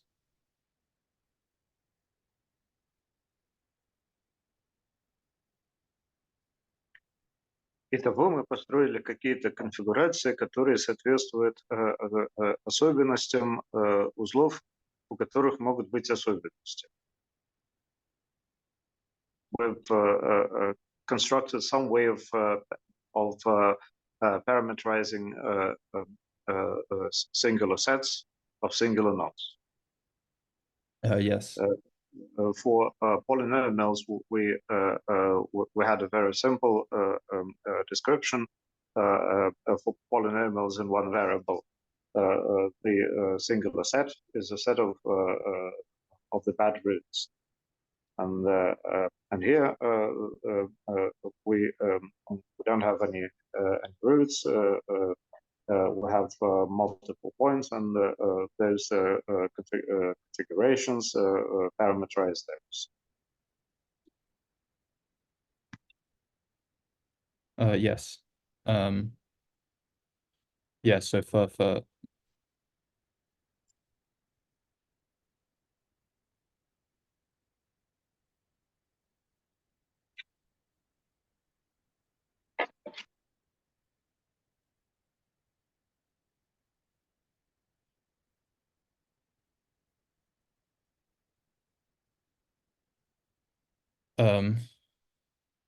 yeah, so then we can define the group xi. So these will be free modules over G. Sorry, free modules with the basis with coefficients in G with basis I configurations.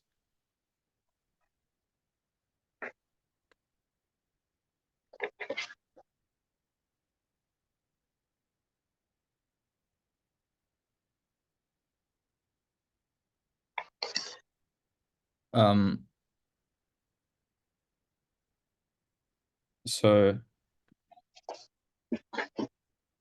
yeah, basically there's going to be some other types of configurations later, but there's like 4 in total. And what Vasiliev says is that these types of configurations are enough to describe this the zero diagonal on E1.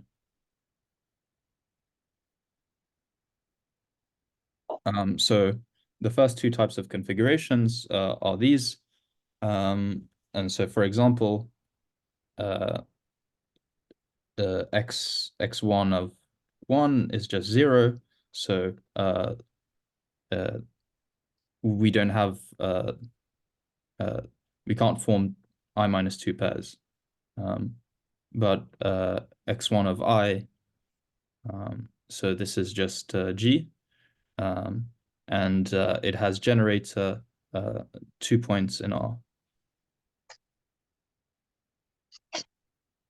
X1, 2 is just, again, G, and it's generated by a triple of points. X0, 2 this time is G cubed, and it's generated by the following diagrams. So we have two pairs. So we either have this,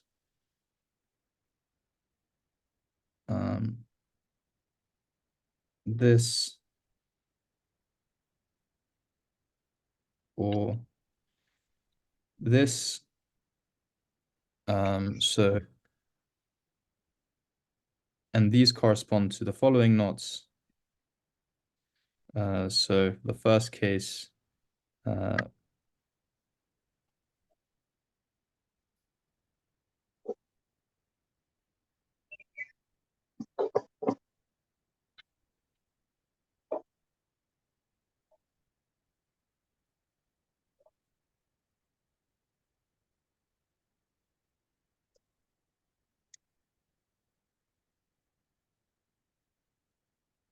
So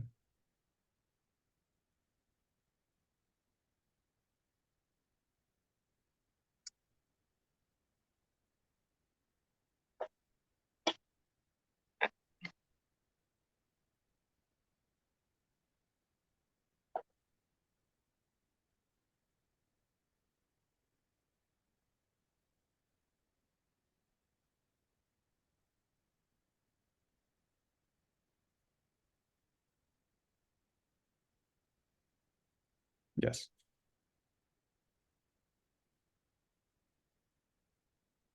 First, we intersect these two, and then we collapse these two.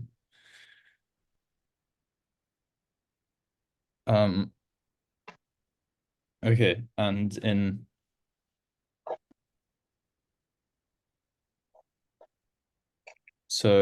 general, if we have an invariant alpha, we can get an element of xi, which is just the sum of the index of the configuration x of alpha times the configuration. So this is an element of G. So this is an element of xi.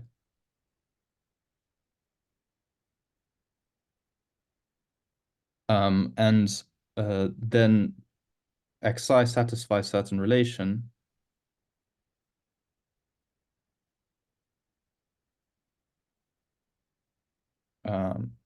So to capture this, we look at yi.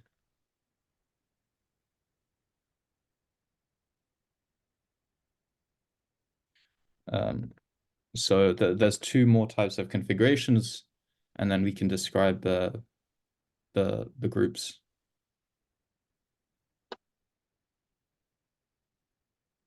So again, yi is a sum of two two groups, and then we define I bar configurations. These are just I configurations plus one marked point. And this corresponds to the derivative vanishing.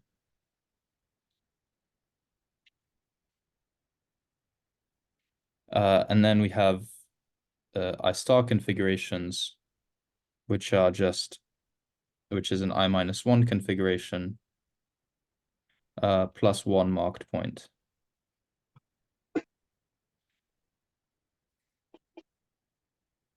And then, just like in the previous case,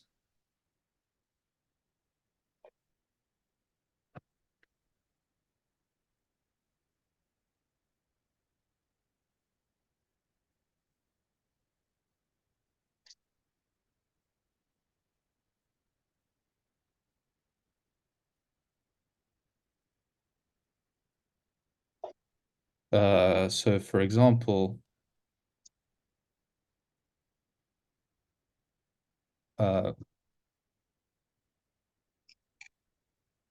yes, so the first group is just a single point, marked point. So it's just G, and there are no I square brackets I configurations. So this is just 0. But in general, for I greater than 1, this yi1 is going to be a copy of xi1 3 times. So each of these copies corresponds to which of the marked points we choose. So an I configuration has 3 marked points, and we just mark one of them. So we have there's 3 choices of this.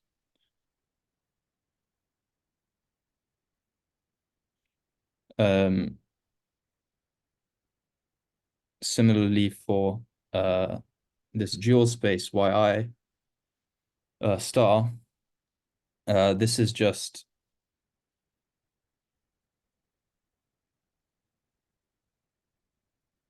I minus 2, sorry, 2I minus 1 copies of xi minus 1, 0.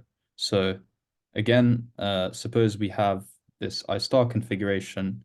Well, we have 2i points on R, which gives us 2i minus 1.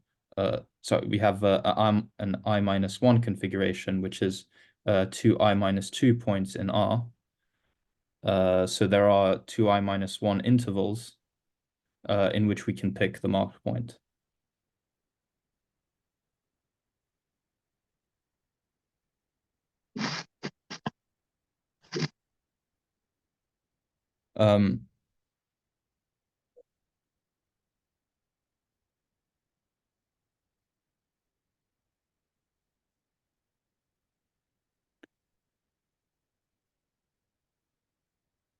Yeah, so I didn't really understand this, but supposedly this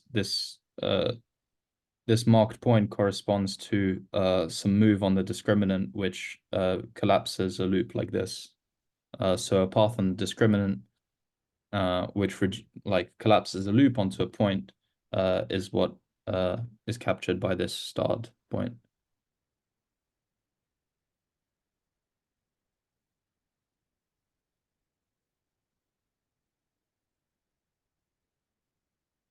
So now we can construct the homeomorphism.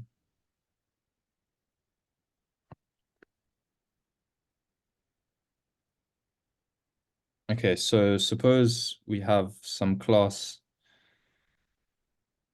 in x1, I, so then we take, so this is a square bracket I configuration, so it has 3 marked points, it has 3 points, and then we map this to, we keep everything outside the 3 marked points the same, but we send this to the alternating sum of the generators corresponding to these configurations.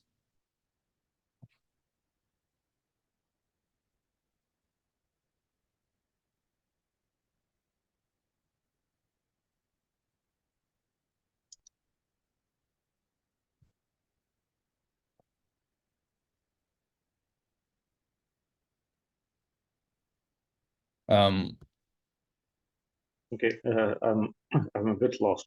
What exactly are the xi's and the yi's? Could you? Okay, Could you yes. So again, so yes. So xi is it's the group generated by should I call them something different? They're very confusing because they're all I configurations, but the only thing that's different is the brackets. Okay, so xi is the square bracket configuration. Is a group generated by configurations of some type. Yes, of the simple configurations. So we either connect two I points, or we just have 2i minus 2 points and 3 extra. Okay, so basically what we're trying to do is calculating the differential in the special sequence. Yeah.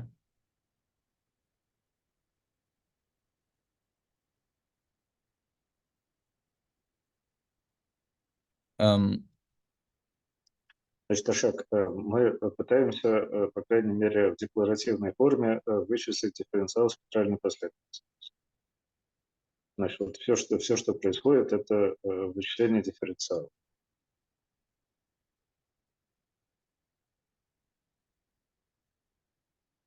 Yes, so then if x has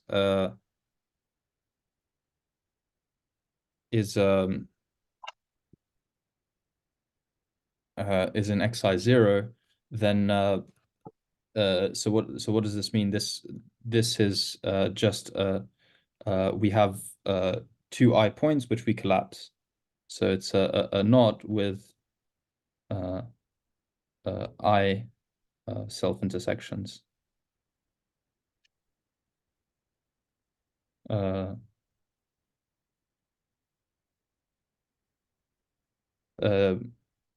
So then Vasiliev proposes to do the following. We pick some interval defined by neighboring points, and we replace the 2 points that define this interval by their midpoint.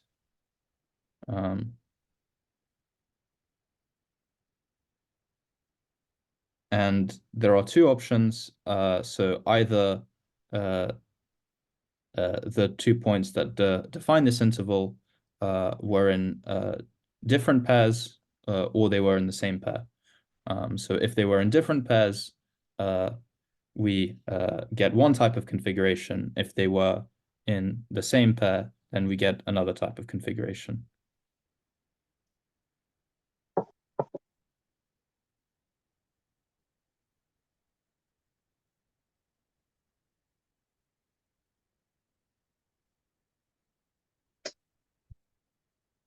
And then for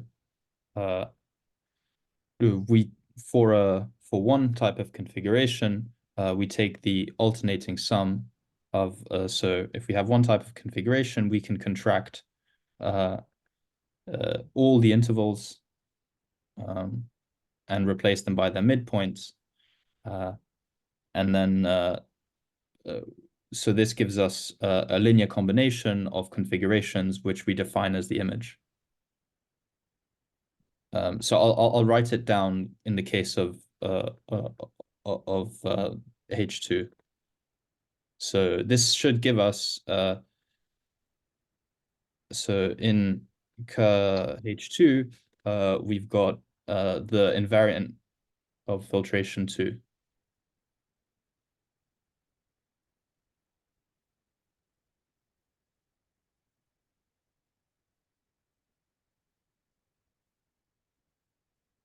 So we've already calculated x2. So x2 is, so in x, so we've got the 2 configurations, which is just 3 marked points, and this gets sent to this. So this is nothing new. Then in we have 3 different 2 configurations.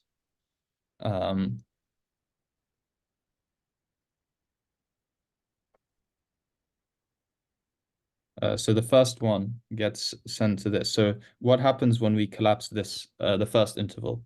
So they live in the same component. So we just get this, and we start with the index being negative, because we collapsed the first interval. Next, we collapse the second interval, so the index is positive, and so if we collapse this one, it belongs to different components, so we get this configuration. And then if we collapse this one, we get this configuration. And so similar, we get some similar formulas for the images of these. So here, if we collapse the first one, we get so they belong to different components, so we get this. If we collapse the middle one, we get this. We get this. Yeah. So notice that A plus C lies in the kernel.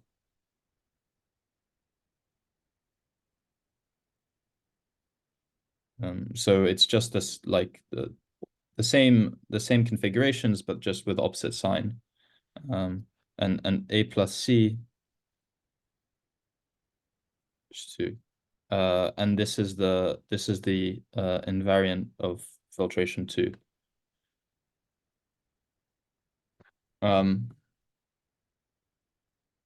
Yeah, I can, yeah, then and D is the last one. If we collapse this, we get this, the minus sign. Then if we collapse the middle one, we get this, and then we get this. Yeah.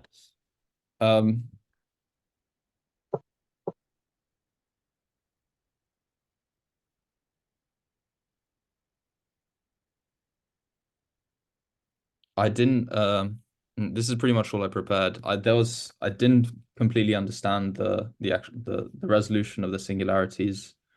So like apparently this is where all of this stuff comes from. But I didn't finish understanding this. Okay, well, briefly, we do more or less the same we did in the previous examples, and we have two possible kinds of singularities, and these are a non-zero, a zero derivative somewhere, and a couple of points which get identified. Then we write down the spectral sequence, and we calculate the well, spectral sequence has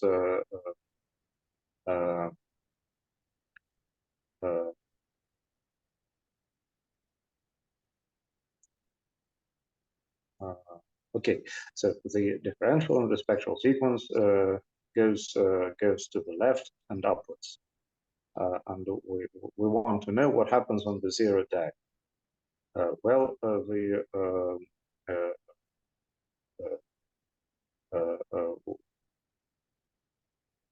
the image of the differential is 0 because in the -1 diagonal there is none.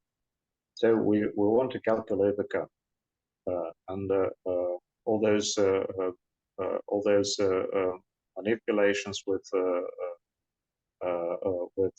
diagrams of 4 different types are basically calculating the kernel of the differential.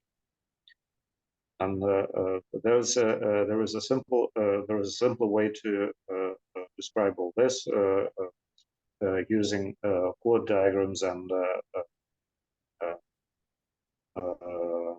yeah. So I think he mentioned something like this first type of configuration is called a chord diagram. Like this square brackets I configuration is called a chord diagram. And there is also another version which gives isomorphic an isomorphic result, and this is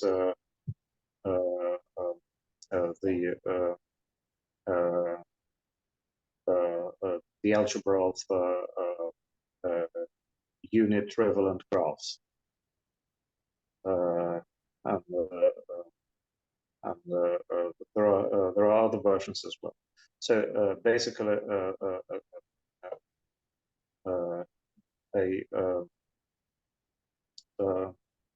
a Sullivan variant of order k is determined up to the Sullivan variance of order k-1 by the values of the invariant on all chord diagrams with less than k chords, with exactly k chords. Yes, I think this is what this kernel is saying. So xi is formed of this group. So this has I chords,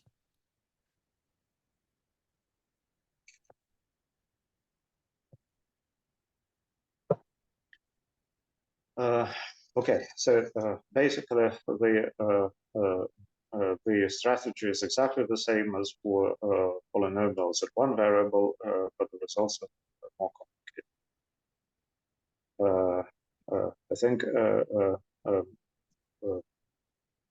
I think it's a good idea to stop here and well, let's ask if there are any questions. Ашак, с нами ли вы? Если да, то есть ли у вас вопросы? Нет вопросов. So far, the relation to the Gudvilli calculus is not quite clear.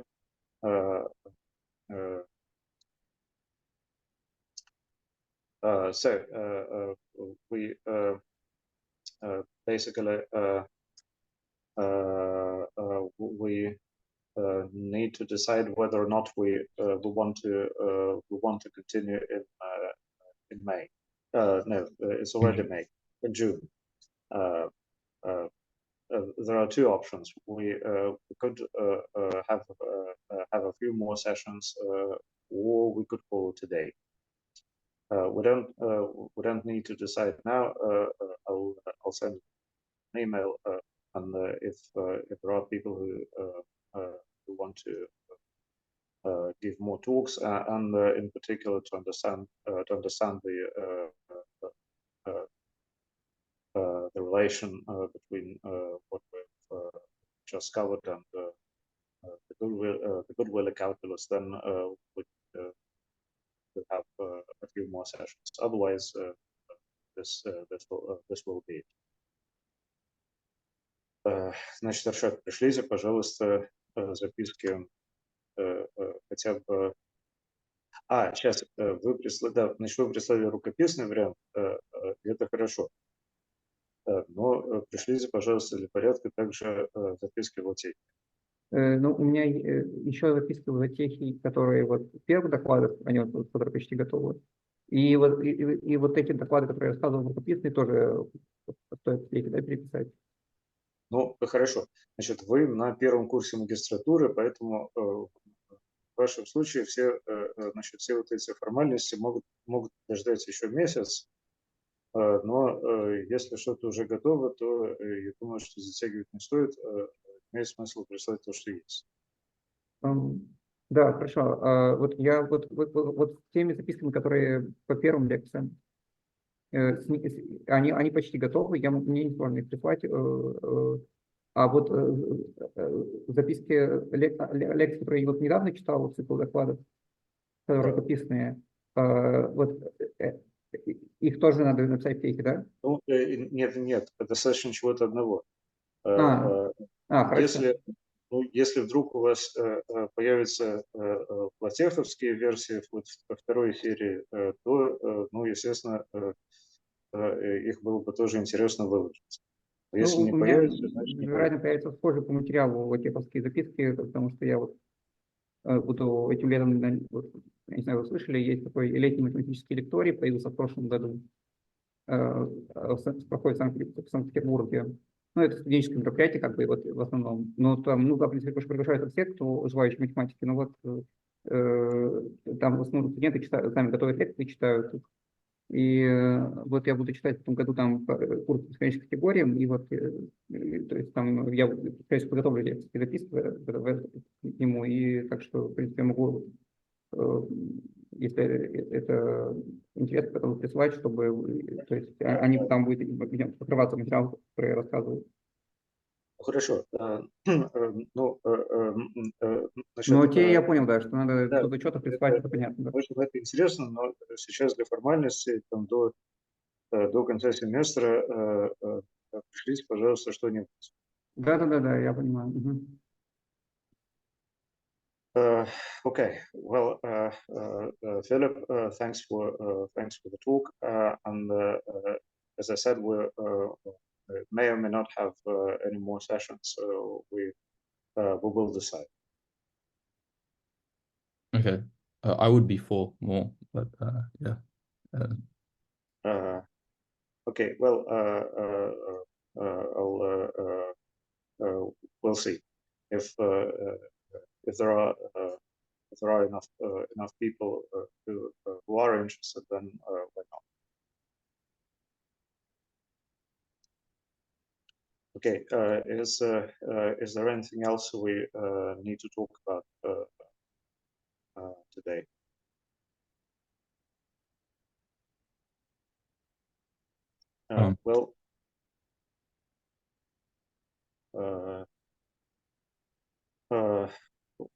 Well, Philip, we need to talk about the project, but maybe not right now. Sure. Okay, then well, this is it, and see you. See you. Talk.